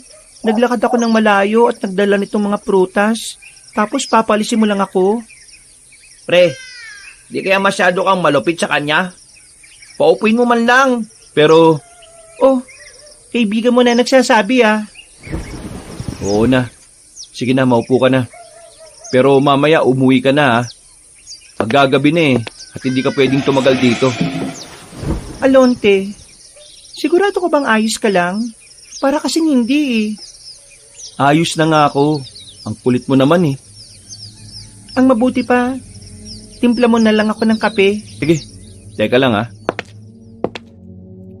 Iniwan ko na muna silang dalawa ni Tonyo. Nagpunta ako sa maliit naming kusina. Napansin ko roon ang isang maliit na lalagyan ng ulam. Tahong na sinabawan ng laman nun. Yun yung ulam na binigay sa akin ni Divina nung bago ko mawala ng malay. Binuksan ko yon. Napatakip na lang ako ng ilong ng umalingasaw ang masangsang na amoy. Pero nang tumingin ako sa lalagyan, wala namang tahong doon. Ang meron lang kulay itim na sabaw tapos yung laman na hindi ko alam kung ano. Mabilis kong tinakpan ulit ang pagkain na yon. Hindi na ako nagdalawang isip. Tinapon ko kagad sa basurahan. Magtitimpla na sana ako ng kape nang biglang tumunog ang cellphone ko. Tumatawag si Bando. Agad-agad kong sinagot ang tawag niya sa pagbabaka sakaling may malaman ako tungkol kay Divina. Hello, pre. O ano? Anong balita? Pre, kapag pinuntahan ka ni Divina, huwag mong hayaan na makalapit sa iyo Ha? Bakit? Anong meron? Nandito ako sa bahay niya, pre. Wala siya rito. Nagalungkat ako sa kwarto niya, pre. May mga nakita akong libro. Binasa ko yung laman at puro tungkol sa aswang yung nandun. May nakita rin akong picture sa loob ng cabinet niya. Larawan nila ng pamilya niya, pre. Mukha sila mga aswang, pre. Kaya kapag pinuntahan ka niya, huwag kang maniniwala sa mga sasabihin niya, Pre, Hello, pre. Nandiyan ka pa ba? pre. Nandito sa bahay si Divina. Ay, tarantado. Paalisin niyo yan dyan. Bago pa magdilim. Baka mamaya kung ano pang gawin niya sa inyo. Bigla akong pinagpawisan ng malamig kabanong. Dumaloy ang kilabot sa buong sistema ko. Pasimple akong sumilip kay Divina. Nakatingin pa siya sa akin at nakangiti. Bigla ko nalang napagtanto na baka si Divina ang kumuha ng susi ko at siya ang nagtangkang makuha ang kristal sa underground. Ano pre? Diyan ka na lang? Sandali lang. Nag-iinit pa ako ng tubig. Nung mga sandaling yon, naiisip ko na lang lasunin si Divina. Pero kinakabahan ako ng malala. Hindi ko alam kung anong mangyayari pagkatapos noon. Natatakot ako na baka kapag ginawa ko yon, balikan ako ng ibang aswang. Kaya nung sandaling yon kabanong, nagtimpla lang ako ng kape. Hindi ko pinahalata kay Divina na meron na akong alam sa katauhan niya. Binalikan ko sila na dala na ang kape. Namumutla ka, Alonte. Ayos ka lang ba? Ha? Oo. Ayos lang naman ako. Sigurado ka ba, pre? Tinitigan ko ng matagal si Tonyo. Sinusubukan ko siyang senyasan pero hindi niya talaga ako magets. Nakailang oras akong tingin ng orasan. 1 oras pa bago dumilim, kaya naman nagpanggap na lang ako na masama ang pakiramdam para umalis na rin si Divina. Oh, saan ka pupunta? Sa kwarto, hihiga. Biglang sumama ulit yung pakiramdam ko eh. Pasensya na Divina, hindi kita maasikaso. Kailangan ko lang magpahinga. Ngumiti lang si Divina at mukhang naniwala naman siya kaagad. Pagpasok ko ng kwarto ko, naramdaman ko ang panginginig ng kamay ko. Ang bilis ng tibok ng puso ko. Sa isip-isip ko, kung siya ang aswang, ibig sabihin nasa bahay siya dahil meron na naman siyang binabalak. Gusto ko sanang lumabas para hanapin si Mang Eram, pero natatakot ako na baka makahalata siya at baka yung matanda naman ang mapahamak. Kaya naman, tiniis ko na lang ang mga sandaling yon. Makalipas lang naman ng ilang minuto, umalis na rin si Divina. Agad kong hinila si Tonyo papasok ng kwarto. Nagtataka naman siya kung bakit ganun na lang ang naging reaksyon ko.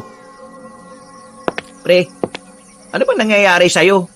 Kanina sabi mo, masama pakiramdam mo. Tapos ngayon, mukhang ayos ka na. Pre, si Divina. Si Divina, wala na. Nakalis na. Bakit ba? Kanina nandito, ayaw mo namang harapin. Ngayon naman, hahanapin mo siya. Ang gulo-gulo mo naman ngayon, pre. Si Divina ang aswang. Di kung ganun, ha? Si Divina ang aswang? Tumawag sa akin si Bando. Nandun siya sa bahay ni Divina kanina. Marami siyang nalaman. Natuklasan niya ron ang tunay na katauhan ni Divina, pre. Si Divina ang aswang. Siya ang kumuha ng susi.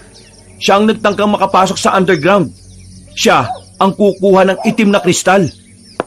Ay, gagi. Mabuti na lang hindi mo kinain yung binigay niyang tahong, pre. May nabasa ako nun eh. Kapag kinain mo yung bigay ng isang aswang, magiging aswang ka na rin daw. Isa lang ang kinababahala ko ngayon. Si Paring Bando. Sana nakaalis na siya sa bahay ni Divina. Anong balak natin? Sasabihin ba natin to kay Mang Eram? Mas magandang malaman niya kung sino ang aswang. Pero itutuloy pa rin natin ang napag-usapan. Huminga ako ng malalim. Kahit na papaano, kalmado na rin ang kalooban ko. Ilang oras lang ang lumipas, muli na namang sumapit ang kinagabihan. Bumalik na rin si Mang Eram.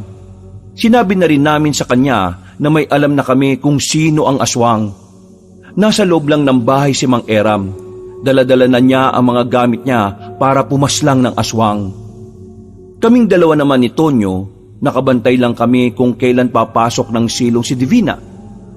8:00 pa lang noon, maaga pa, pero hindi namin inalis ang tingin namin doon. Si Bando kaya, kumusta? Hindi pa rin ba nagte-text sa'yo?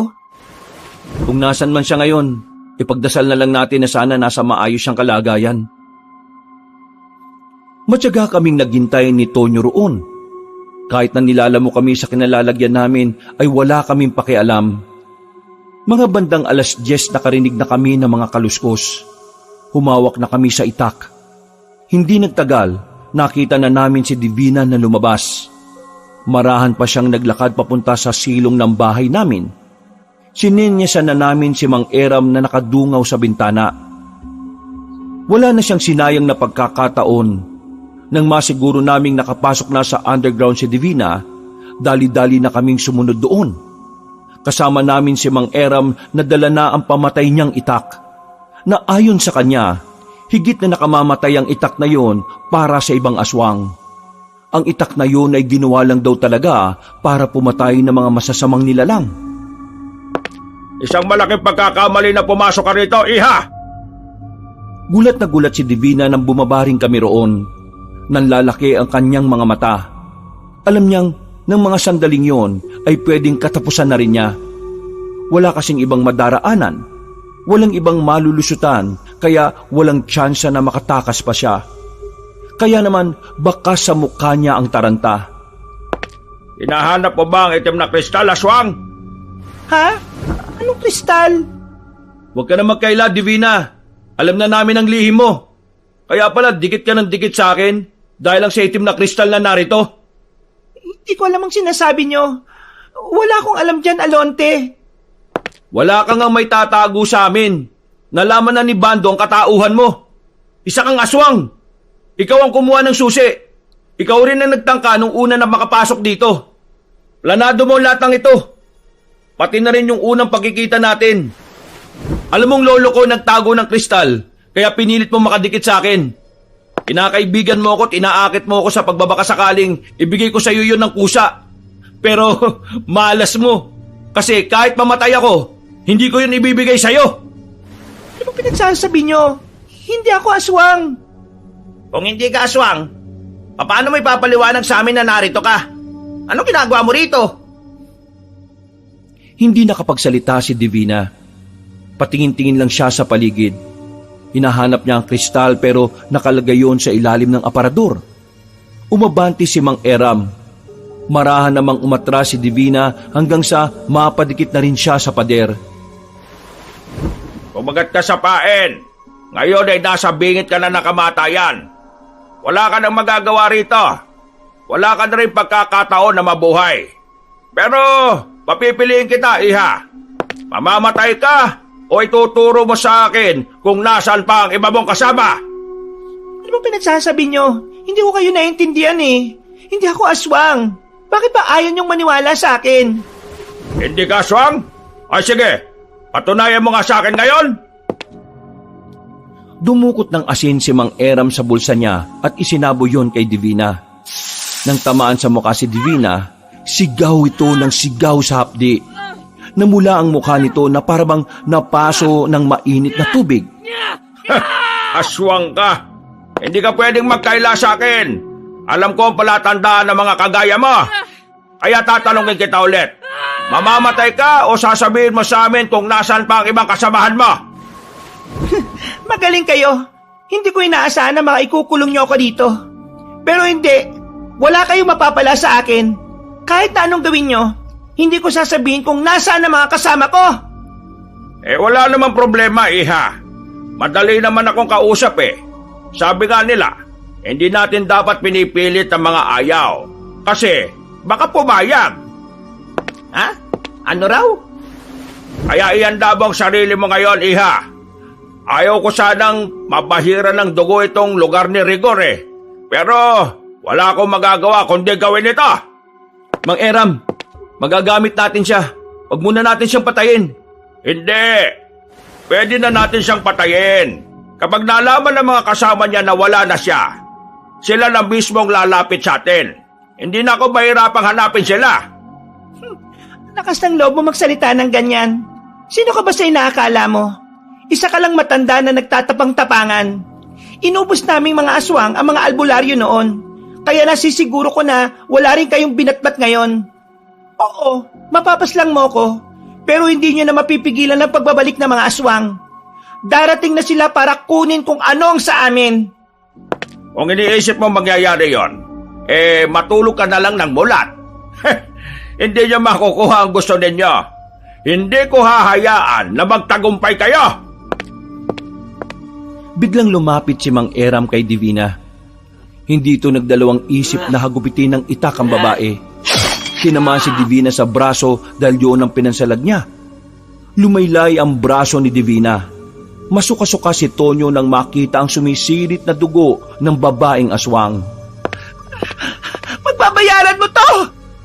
Alam mo ba kung bakit gustong-gusto ng mga aswang sa gubat? Kasi malawak ang gubat. Sa malalawak sila, mas nakakakilos at mas malakas. Kaya ngayong narito ka, mukhang malabong magawa mo ang gusto mong gawin dahil wala kang lakas sa mga masisikip na lugar. Hindi kita mapapatawad. Alote, umusog kayo. Hinawi ko si Tonyo para dumistansya. Biglang umatake si Divina kay Mang Eram, pero hindi man lang natinag ang matanda. Nanatili lang yung nakatayo at parabang hindi man lang yung kinakabahan. Sanay na sanay siya sa mga ganoong eksena. Nang makalapit si Divina ay sinubukan niyang kalmutin si Mang Eram. Pero sa halip na makatama, siya pa ang nadali na matanda Tinarak ni Mang Eram ang itak sa balakang ni Divina. Sinipa ni Mang Eram si Divina para hugutin ang itak. Bumalandra naman siya sa pader. Wala na kami mapapala sa'yo. Kaya mas mainam lang mawala ka na lang din. Kahit na mamatay ako sa mga oras na ito, hindi sila titigil sa kung ano man ang nais naming mangyari. Magtatagumpay ang kasamaan. Muling maghahari ang mga aswang sa probinsyang ito at kami ang magpapatakbo ng sistema na meron dito. Mas magiging mataas kami sa mga tao. Yun ang realidad! Hindi na pinatapos pa ni Mang Eram si Divina sa pagsasalita. Tinagana niya sa ulo ang babaeng aswang. Wala pang 10 segundo, naalagutan na kagad ng hininga si Divina. Pre, anong gagawin natin sa bangkay niya? Baka mamaya may makaalam nito at baka maisip nilang nakapatay tayo ng tao. Huwag niyong alalahanin to. Kukunin ko ang bangkay niya. Dadaling ko sa gubat. Doon ko siya susunugin. Para makita siya ng mga kasawa niya at para malaman ng mga aswang na merong taong handang lumaban sa kasamaan nila. Sindakan na kung sindakan. Muli kong binalikan ng tingin si Divina. Nakadilat pa ang mga mata niya habang umaagos ang dugo mula sa kanyang ilong. Nang lumalim ang gabi, kinuha na ni Mang Eram ang bangkay ni Divina. Nilinis naman namin ang mga dugo sa sahig at pader. Noong mga sandaling yon, hindi kami makapaniwala na nangyari ang lahat ng yon. Kabanong, ang dati naming tahimik na buhay, tila parang nabulabog na. Nagtitinda lang naman kasi kami ng tahong, pero bigla na lang nagbago ang takbo ng buhay namin. Dinala ni Mang Eram ang katawan ni Divina sa gubat at doon nga ay sinunog niya ito. Makalipas ang 3 araw, nanatili lang kami sa bahay. Hindi kami lumalayo. Ni wala rin kaming makain dahil ilang araw na rin kaming hindi nakakapagtinda ng tahong. Alonte! Aling Pepang! Oh, napadano kayo? Pinabibigay ito sa inyo ni Bando, nilagang baboy. Alam niya kasing hindi pa kayo kumakain mula kagabi kaya ayan, tinabihan niya kayo kagad ng ulam. Ay, maraming salamat po. Napakabait talaga ni Bando. Pero, nasaan po siya? At bakit kayo po nagdala? Pumasok na muna sa trabaho. May extra siya ngayon eh. Ay, ganun po ba? Mabuti naman po kung ganun. Ay, maraming salamat nga po ulit dito Kay Bando ka magpasalamat, hindi sa akin. Aling Pepang, hindi naman sa nangimasok sa inyong pamilya pero kumusta na po kayo? Ang ibig kong sabihin kumusta na po ang samahan nyo ni Bando? Ayon, humingi na ako ng patawad sa kanya. Inamin ko sa kanya na talaga namang may pagkukulang ako sa kanya. Nasa tagal na naming magkakasama, madalas na siya ang lagi kong nababaliwala. Wala akong magiging palusot o dahilan. Kasalanan ko talaga yon dahil hindi ako nagtiwala sa kanya. Sa sobrang pagod na ako sa buhay, hindi ko na napapansin yung mga ginagawa niyang paghihirap para sa amin. Ngayon ayos na kami. Pero hindi ko pa rin magawang tumingin sa kanya ng diretsyo. Bilang ina niya nasasaktan ako na nakikita siyang nahihirapan. Ngayon ko lang nararamdaman to kasi dati wala naman akong pakialam sa kanya. Ngayon bigla akong nagising sa katotohanan. Masakit din pala. Kaya nga ngayon, sinusubukan kong bumawi sa kanya. Yung mga kuya niya, malapit ko nang palayasin sa bahay. Pinapakilos ko na sila Buti naman yung isa nagtrabaho na. Sumama kay Bando. Masaya po kung malaman naging maayos na pala kayo ni Bando. Alam niyo po kasi, sobrang bait po kasi talaga ni Bando Kahit loko-loko yung taong yon, pagdating sa pamilya niya, malambot talaga puso niya. Siguro, masakit lang talaga siya makapagsalita. Pero, mahal na mahal kayo ni Bando.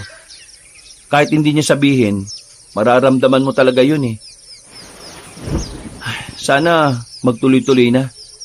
Ay sana talaga. Magtuloy-tuloy na. Kasi gusto ko makabawi sa anak ko Gusto kong maiparamdam sa kanya na mahalaga rin siya sa akin. At siya nga pala, Gusto ko rin magpasalamat at tumingin ng paumanhin sa mga araw na pati kayo ay nadadamay sa galit ko, ha? Pero salamat kasi kahit na ganon, sinasamahan niyo si Bando sa mga panahong mas kailangan niya ng pamilya. Sus, wala ho yun, Aling Pepang. Ang mahalaga naman sa amin, nung una pa lang maging maayos ang pamilya ninyo. At ngayong nangyayari na yon, oks na po kami ron. Nakakatuwa at may kaibigan siyang maunawain na gaya ninyo. Pero kailangan ko nang bumalik, ha? Marami pa akong labada ngayon eh. Maraming salamat ulit, ha? Opo, sige po. Maraming salamat rin ulit, Aling Pepang. Naglakad na palayo si Aling Pepang. Sa dami ng mga nangyaring masasama sa amin nung linggong yon, kahit papaano ay gumaan din ang pakiramdam namin dahil sa magandang sinabi ni Aling Pepang. Masaya kami para sa kaibigan namin dahil sa wakas, magiging maayos na rin ang pamilya nila. Makalipas ang ilang oras, sumapit na rin ang hapon. Muli kaming binalikan ni Mang Eram. May mga daladala na siyang kung ano-ano. Pumunta kami sa underground. Kinuha niya ang itim na kristal at binalot yon sa makapal na tela. Kailangan niyo ako samahan mamayang gabi. Saan po tayo pupunta, Mang Eram? Kagaya nga ng sinabi ko, kailangan mawasak ang itim na kristal sa kabilugan ng buwan. At mamaya na ang tamang pagkakataon doon. Di ba ang sabi nyo, kapag kabilugan ng buwan, mas malakas din ang mga aswang? Saan po tayo mamayang gabi? Sa lugar kung saan mas madaling makakonekta ang espiritu ng tao sa kalikasan. No raw, pre? Mamayang 9:00 ng gabi, magkita tayo sa gubat, sa harapan ng puno ng akasya. Nag-iisa lang ang akasya sa gubat kaya alam kong alam nyo naman yon. Doon natin isasagawa ang ritual at doon na natin wawasakin itong itim na kristal. Sa ngayon, iiwan ko ang kristal na itim. Alonte, ingatan mo ito. Hindi ko yan maaaring dalhin dahil alam ko ang punterya ng mga aswang. Pagsapit ng 7:00 ng gabi, umalis na kayo rito. May posibilidad na magpunta sila rito dahil alam nilang narito ang kristal. Alam niyo na ang bahay ko, hindi ba? Doon na muna kayo. Hindi nila alam yon dahil matagal na akong hindi nananatili roon. Tinandaan namin ang lahat ng sinabi ni Mang Eram. Pag-alis niya, nasa loob lang kami ng bahay habang nagbabantay ng oras. Nagiging tamang hinala pa kami sa lahat ng mga ingay na naririnig namin sa paligid. Kaunting kaluskos, kinakabahan na kami para sa kaligtasan namin. Pre, pasensya ka na ha, nadadamay ka rito. Oh, bakit ka naman humingi ng pasensya? Wala ka naman kasalanan, ha? Isa pa, kasama mo naman ako sa bahay kaya normal lang naman na samahan kita sa problemang to. Dapat kasi, nagtitinda lang tayo ng tahong Kainis kasi si Lolo no? Kung noon pa man sinabi niya na sa akin kung anong meron sa underground, di sana, nakagawa pa ako ng paraan. Tingin ko naman, mas mainam lang na hindi niya sinabi sa'yo noon. Kasi kung noon pa, nalaman mo, di hindi mo na na-enjoy ang buhay mo dati. Iniisip lang niya yung kinabukasan mo, pre. Kung sa bagay, may tama ka naman. Napabuntong hininga na lang ako at napasandal sa dingding kabanong. Makalipas ang ilang oras, sumapit na rin ang gabi. Ilang minuto bago mag 7:00, lumabas na kami ni Tonyo. Kabadong-kabado kami. Kahit na may nakasukbit na itak sa tagiliran namin, hindi namin maiwasang hindi kabahan at matakot. Yakap-yakap ko ang bag kung saan naroon ang itim na kristal. Panay ang tingin namin sa paligid. Bawat makakasalubong naming tao, pinaghihinalaan naming aswang. Nang makarating na kami sa bandang gitna ng baryo namin na kung saan wala nang gaanong nadaan, nakasalubong na namin si Bando at ang kuya niya. Kagagaling lang nila sa trabaho. Alam na agad ni Bando ang gagawin namin kaya hindi na siya nagtanong. Magsasalita pa sana siya pero bigla na lang may umataking aswang sa amin. Pre! Sinipa ng aswang si Bando. Agad naman itong natumba. At ang kuya niya, sa halip na pumalag, kumaripas ng takbo paalis.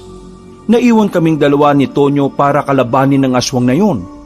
Nang makita na namin ang mukha ng aswang, nakita namin na matanda na pala yon. Isang matandang lalaki na parabang kasing edad lang din ni Mang Eram. Kayo ang pumaslang sa anak kong si Divina, tama ba? Sino kayo? Ako ang ama ni Divina. Ako ang pinuno ng mga aswang. At narito ako para kunin ang dapat sa amin. Wala sa amin ang hinahanap mo. Wala! Sinong niloloko ba? Alam kong nasa ilalim yon ng bahay ninyo, kaya ibigay niyo yun sa akin. Kinuha na siya ni Mang Eram. At sinong Eram yon? Isang albularyo na tumulong sa amin. Ah, ganun ba? Sige, kaso hindi ako naniniwala eh. Nararamdaman kong dala-dala mo ngayon ng kristal. Nasa loob ng bag na yan. Akin na yan. Ibigay mo sa akin kung ayaw mong mamatay tong kaibigan mo. Pre, wag! Yari na kapag napasa kamay nila yan. Manahimik ka! Wala nga sa akin. Hindi mo ako maloloko. Tingin mo magiging pinuno ko ng mga aswang kung hindi ko mararamdaman kung nasaan yan? Alam mo naman pala kung nasan, bakit si Divina pa ang inutusan mong kumuha. Tanga ka rin pala no? Dahil si Divina lang ang hindi tinatablan ng mga pangotra maliban sa asin. Tingin mo ba, kung kaya kong pumasok doon kakailanganin ko pa ang tulong niya? Inutil!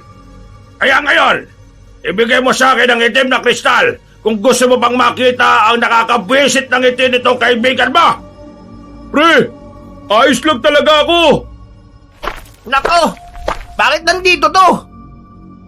Napalingon kami sa gilid nang makitang dumating si Aling Pepang. May dala-dala itong buntot ng pagi. Nagsumbong yata ang kuya niya tungkol sa nangyari.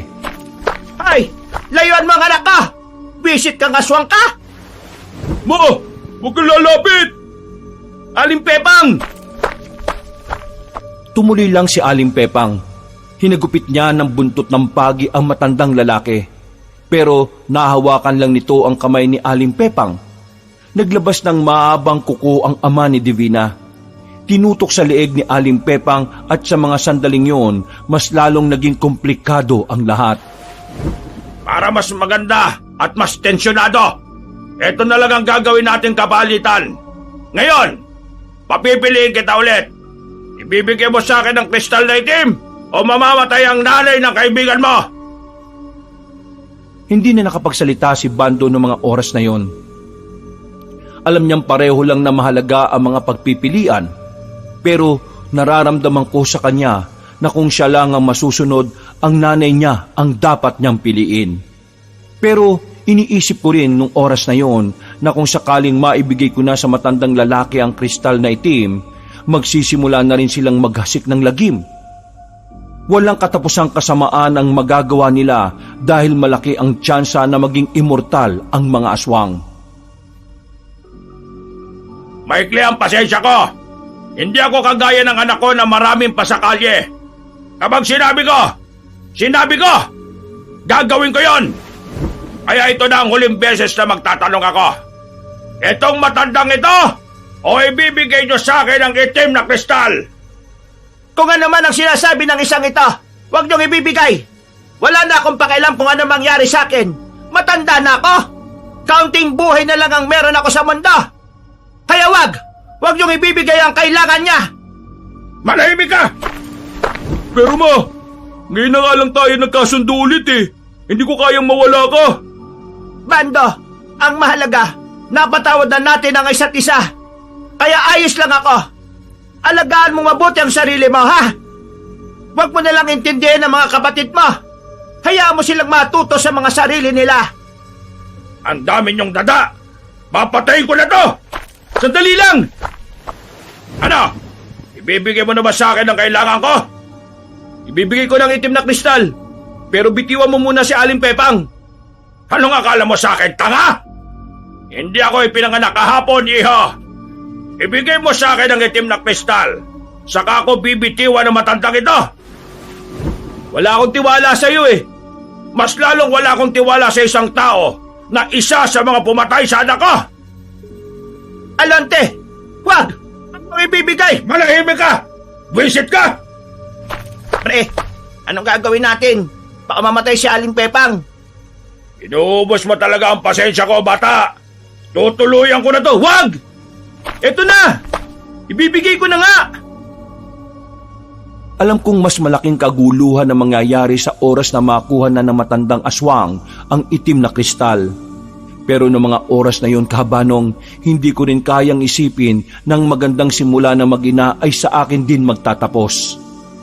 Kaya naman, mas pinili ko si Aling Pepang. Mas ginusto kong kahit minsan lang maranasan nilang mahalin ng isa't isa. Marana kong lumapit sa matandang aswang. Dinukot ko ang itim na kristal sa bag ko. Kaliwaan! Iaabot ko to sa'yo. Ilapit mo sa akin si Aling Pepang. Hindi nagsalita ang matandang aswang, pero nakatingin lang siya sa akin ng masama. Sumunod siya sa usapan. Nang iabot ko na sa kanya ang telang itim kung saan naroon ang kristal, sa kanya tinulak sa akin si Aling Pepang. Binuklat niya ang tela at nakita niya roon ang itim na kristal. Ngumiti siya ng malapad, pero mga ilang sandali lang, nawala ang ngiti niya nang meron siyang mapansin sa hawak-hawak niya. Ginagago mo ba ako? Ha? Anong sinasabi nyo? Ayan na nga ang kristal na itim eh. Ano pang kailangan nyo? Hindi itong itim na kristal! Peke ang ibinigay mo sa akin! Eh yan yung galing sa silong ng bahay namin eh. Yan ang matagal nang nakalagay sa ilalim ng aparador sa underground namin. Wala na akong ibang hawak na kristal. Hindi itong totoong kristal na itim! Hindi! Ipinakita niya sa amin kung papaanong dinurog niya lang ang itim na kristal gamit ang kanyang kamay. Nanlaki ang mga mata ko sa kaba. Hindi ko alam kung ano ang nangyari. Sa pagkakaalala ko, yun lang ang binigay sa amin ni Mang Eram. Unti-unting nagbagong anyo ng matandang aswang. Humaba ulit ang kuko niya. Nagbago ang mukha niya. Naging kulubot at namumula na ang kanyang mga mata. Napapatras na kami nung oras na yon. Kahit na may daladala akong itak, hindi ko magawang magtiwala roon. Malambot ang pagkakahawak ko sa tanging sandata na dala ko ng dahil sa kaba. Niloko mo akong lalaki ka! Humanda ka ngayon sa akin! Napatingin ako sa itaas. Bilog na ang buwan. Mas nakadagdag pa ng kaba para sa akin yon. Lalo na kapag naiisip ko na ang gabing yon ay para talaga sa mga aswang. Ilabas mo ang tunay na kristal! Ilabas mo! Wala na akong ilalabas. Yan na lang ang meron ako dito eh. Wala na akong pakialam sa sasabihin mo! Papatay na kita ngayon! Kayong apat! Akmang lalapit na sana siya sa amin nang biglang may pumukol na palaso sa kanya. Nailagan niya yon, pero ang pangalawang palaso ay tumama na sa kanyang braso. Dahil doon, napatras siya at hinanap niya kung saan nagmumula ang tumira ng palaso. Sa gilid, doon namin nakita si Mang Eram. Kalmado, mahinahon at tila normal lang para sa kanya ang nangyayari. Ha? Sino ka? Ako ang kasamahan ng mga albularyong pinaslang nyo noon. Hindi ka magtatagumpay ngayon. Hindi matutupad ang pangarap niyong maging immortal. Muling pinukulan ni Mang Eram ng palaso ang aswang. Nakailag na yon sa mga sumunod na pagkakataon. Akmang lalapit pa sana siya kay Mang Eram nang biglang makaramdam ito ng kakaiba sa katawan. Anong nangyayari sa akin? Hindi ka na makakagalaw ng maayos kaya mas madali na kitang mapapasla ngayon. Tila bagsak ang kalahating katawan ng aswang. Laylay, hindi niya kontrolado.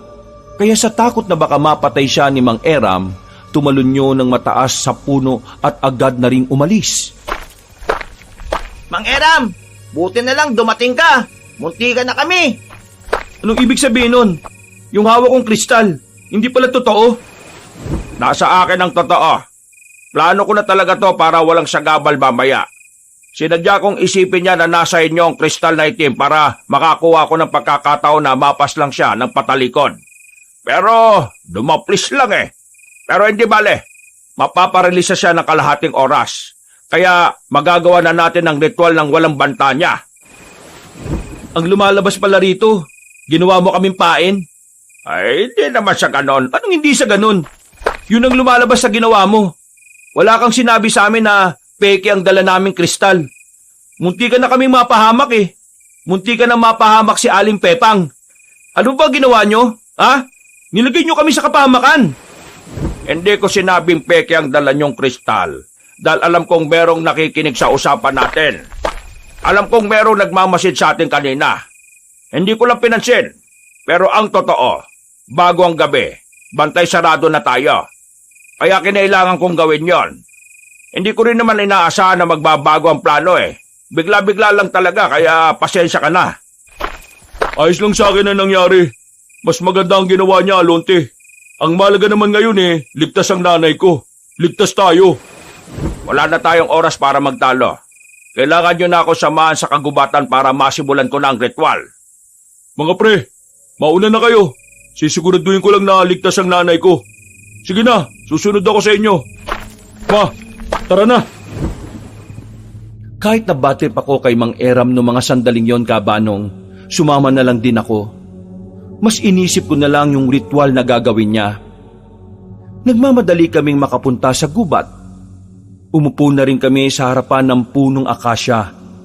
Nakahanda na ang lahat ng mga gagamitin niya. Kalahating oras lang ay tatagal ng pagiging paralisado ng katawan ng aswang na yon. Kailangan matapos ko kagad ito. Anong gagawin namin? Kailangan nyo lang akong bantayan. Sa oras na may maramdaman kayong aswang, gawin nyo ang lahat para hindi siya makalapit sa akin. Gawin nyo ang lahat para hindi ako maabala sa gagawin ko.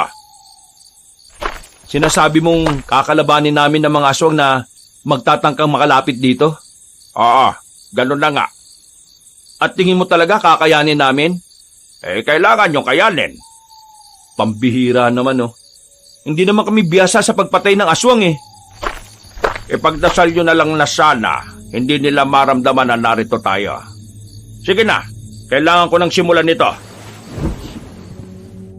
Umupo na si Mang Eram sa gitna ng mga kandila. Ang mga kandilang misteryosong hindi namamatay kahit na mahanginan sa kagubatan. Sinunod namin ang sinabi niya. Tahimik lang kaming nagbantay habang siya nagsisimula ng ritwala ng kristal na itim na nakalagay sa ibabaw ng malaking sangkalan. Pre, nakaka-15 minutos na tayong narito Mga nasa 10 minuto na lang siguro, mawawala na yung pagiging paralisado ng aswang kanina. Kailangang matapos na ni Mang Eram yan. Magtiwala lang tayo. Hanggat wala pang aswang na nakakadiskubre na narito tayo, hindi tayo dapat mangamba. Kaso kinakabahan ako, pre. Paano kung maabutan nila tayo rito? Tayo ang lalaban sa kanila. Hindi ko sigurado kung ayan natin protektahan yung matandang yan. Napalingon kami ulit kay Mang Eram na abalang nagsasalita ng kung ano-anong lingwahe. Wala kaming maintindihan sa kanya. Napansin na lang din namin na merong dugong tumutulo mula sa ilong niya. At ang mga kandila ay misteryosong mabilis na natutunaw. Hindi ko alam kung anong ginagawa niya. Basta kung ano man ang ritual na yan, sana matapos na siya. Sana... Bigla na lang sumakit ang ulo ko noong mga sandaling yon, Kabanong. Napahawak na lang ako sa puno. Ganun na ganun ang nararamdaman ko nung nagkaroon ako ng pangitain. Uy, pre! Anong nangyayari sa'yo? Pre, sobrang sakit ng ulo ko. Nahihilo ako. Mabira naman Ano? Dalawa kayong aasikasuhin ko. Diyos ko naman, pre Ano ba naman yan? Bigla na lang nagdilim ang paningin ko, Kabanong. May sumulpot na pangitain. Isang pangyayari na kung saan meron daw isa sa amin ang mamamatay. Isang kailangang magsakripisyo at base sa nakita ko, hindi ako yon. Nang mawala na ang pangitain na yon, napaupo ako. Hindi ako nawala ng malay, pero hilong-hilo ako. Ano? Ayos ka na ba? Uy, pre! Naririnig mo ba ako? Ha? Oo. Ayos lang ako, pre. Pero, nahihilo ako Oh, ano nangyari? Buti naman dumating ka. Itong si Alonte, bigla na lang nahilo. Mga pre, may pangitain uli ako. O ano pa ang itain? May isang magsasakripisyo sa atin. Ha? Mamamatay siya. Naalarma kami nang maramdaman na naming merong nasa paligid bukod sa amin. Nakakarinig na kami ng mga kaluskos. Mga pagakbang ng paa na tumatapak sa mga marurupok na sanga. Sinubukan kong tumayo kahit na mahilo-hilo pa ako. Pagtingin namin kay Mang Eram, hindi pa rin siya tapos sa ginagawa niya. Pre, tapos na yung kalahating oras na paralisado yung matandang aswang. Tapos parang nandito na sila lahat oh. Ano gagawin natin? Sandali lang. Hayaan niyo muna akong huminga. Okay na nga muna yung itak na yon. Magpahinga ka dyan sa gilid. Kami na muna ni Tonyong bahala rito kay Mang Eram. Hindi nagtagal, nakarinig na kami ng mga angil. Sa puntong yon, tuluyan ang nagtindigan ng mga balahibo namin. Muli kong sinubukang tumayo. Tinis ko ang sakit ng ulo ko. Kinuha ko ang itak ni Mang Eram. Kahit na anong mangyari, kailangan makatapos si Mang Eram. Patunayan natin na hindi totoo ang pangitain mo. Walang mamamatay ngayong gabi. Manda kayo. Palakas na ng palakas ang angil nila. Maya-maya pa, biglang lumitaw ang aswang sa gilid.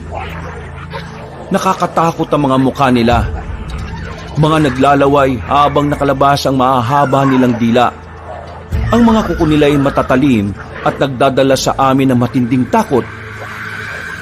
Dahil alam namin, yun ang maaring maging dahilan ng aming kamatayan. Pinalibutan namin si Mang Eram. Handang-handa na kaming makipaglaban nung mga sandaling yon nang biglang dumilat si Mang Eram at nagsalita. Ipagkaloob ang liwanag upang gapiin ang kadiliman. Ngayong gabi, ating wawakasan ang mapangahas at mapanganib na pangarap ng kasamaan. Paraiso ng langit, samahan mo kaming wasakin ang susi ng kanilang pagiging immortal. Kinuha ni Mang Eram ang daladala nitong martilyo. Malakas nitong pinalo ang kristal sa ibabaw ng sangkalan. Nawasak yun at kumislap pa ng ilang segundo. Nang mawala ang liwanag, nakita na lang namin na nakahandusay na ang mga aswang na makakalapit na sana sa amin. Wala na, tapos na. Wala na mga aswang. Wala na mga aswang ang magiging immortal. Ibig niyong sabihin, nakadepende ang buhay sa kristal? Oo. Nagulat nga ako eh. Ngayon ko lang din nalaman. Ang akala ko lang para lang ito sa pagiging immortal nila. Patay na rin kaya yung pinuno nila? Kung ito nga mga aso nga na nandito namatay bigla ng ganong kadali, di malamang wala na rin yung amo nila. Ang mahalaga ngayon wala na ang kristal. Naglakad na kami paalis sa lugar na yon, Kabanong. Nang makarating na kami sa kalsada, doon na namin nakita ang matandang aswang. Nakatayo siya sa gitna ng daan. Galit na galit at parang hinihintay niya talaga kami. Sa puntong ito, bigla na namang umandar ang kaba namin. Ang buong akala kasi namin ay natapos na ang problema namin sa mga aswang. Pero meron pa palang natira. Paano ka nabuhay kung wala na ang lahat ng aswang? Wala na ang kristal kaya dapat patay ka na rin Tingin mo kasing hina nila ako para mamatay na lang ng basta? Hindi ako magiging pinuno kung nakadepende lang ang buhay ko sa isang bagay na kayang sirain ng kalaban. Kung ganon, kakaiba ka nga talaga. Pagbabayaran mo ang ginawa mong pagsira sa itim na kristal. Umanda ka! Magsipaganda kaya!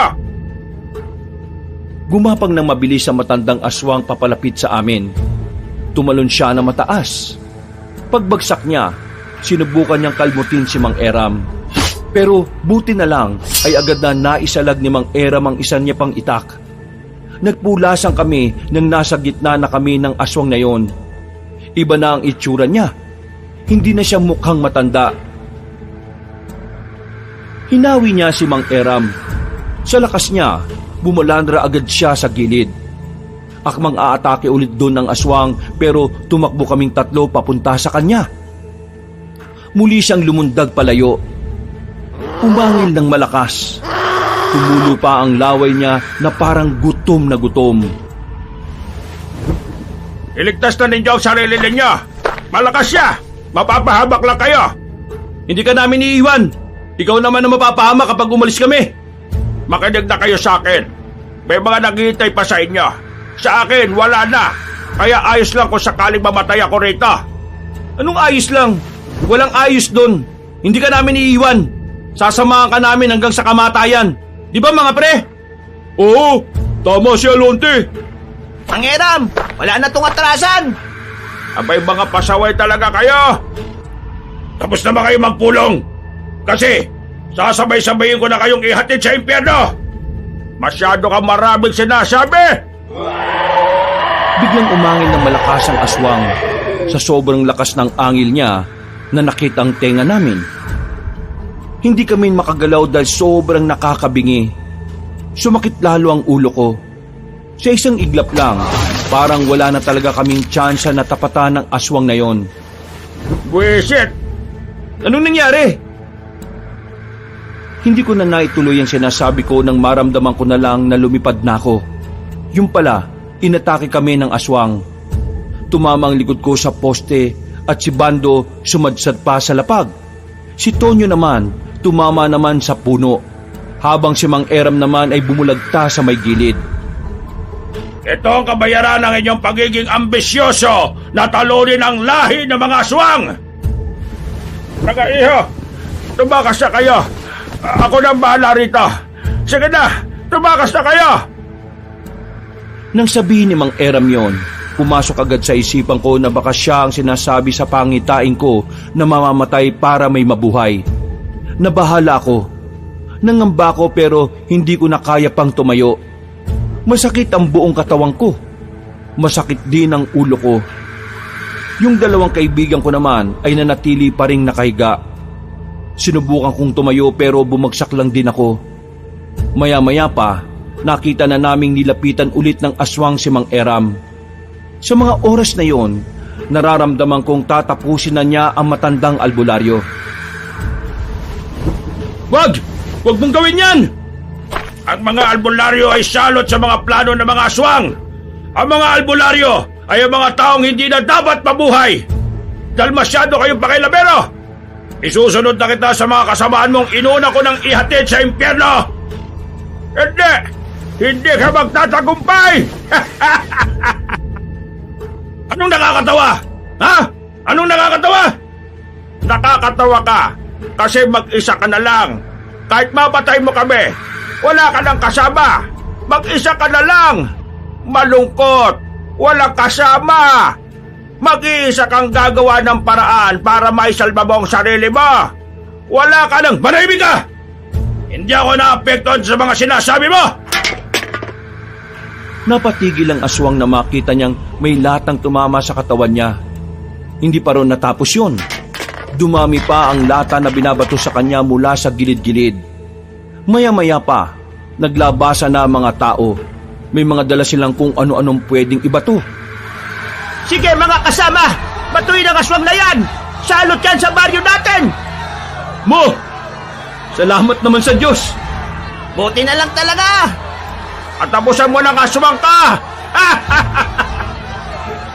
Hindi namin inaasahan na magkakaisa ang mga tao para talunin ang aswang na yon. Pero kahit na papaano, nabuhayan kami ng loob. Habang sinasalo ng aswang ang mga binabato sa kanya, sinamantala na ni Mang Eram ang pagkakataon. Dinampot nito ang itak at saka itinarak sa aswang. Paghugot niya ng itak, agad na bumagsak ang aswang. Sumuka yun ng maraming dugo. At kalaunan, nalagutan na rin ang hininga. Tuwang-tuwa ang mga tao dahil sa pagkapanalo kontra sa mababangis na aswang. Natalo namin ang mga aswang. Nabura namin ang presensya nila sa aming lugar. At ang pagkapanalong yon ay ang naging hudyat para mas lalong magkaisa ang mga tao kontra sa masasamang elemento na gaya ng aswang. Makalipas ang isang linggo, nakabalik na rin sa normal ang lahat. Walang namatay, hindi nangyari ang pangitain ko. Dahil doon, napagtanto ko na ang mga pangitain pala na ibinibigay sa akin ay pwedeng kontrahin. Pwedeng gawa ng paraan at agapan. Pero yung kakayahan kong yon, hindi ko na nagawa ulit sa mga sumunod na buwan. Hindi ko alam kung bakit. Kahit si Mang Eram ay hindi rin alam. Sa mga nangyari, masasabi kong yun na ang pinakatumatak sa utak at puso namin. Doon namin napatunayan na ang pagkakaisa at tiwala sa isa't isa ay mas makapangyarihan pa kaysa sa kahit na anong puwersa ng kadiliman. Mula noon, Kabanong, namuhay na kami ng payapa. Tinuon na lang namin ang atensyon sa pagbebenta ng tahong, habang si Bando naman mas naging maganda na ang samahan sa pamilya niya. Hanggang dito na lang po ang aking kwento, mga kabangers at mga kayanggaw. Sa lahat ng mga sumubaybay hanggang dulo, maraming salamat po sa inyo.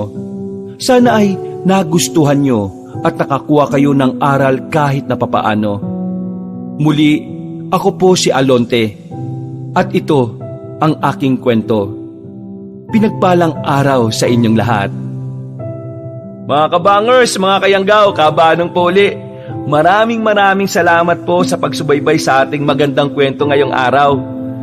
Kung nagustuhan niyo po yung kwento natin, huwag niyo pong kalimutang mag-comment at mag-like at mag-subscribe na rin.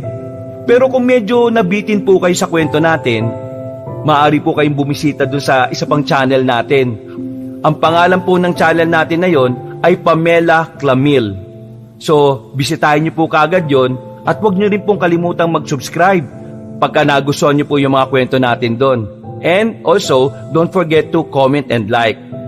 So, hanggang sa muling mga kwento, wakas!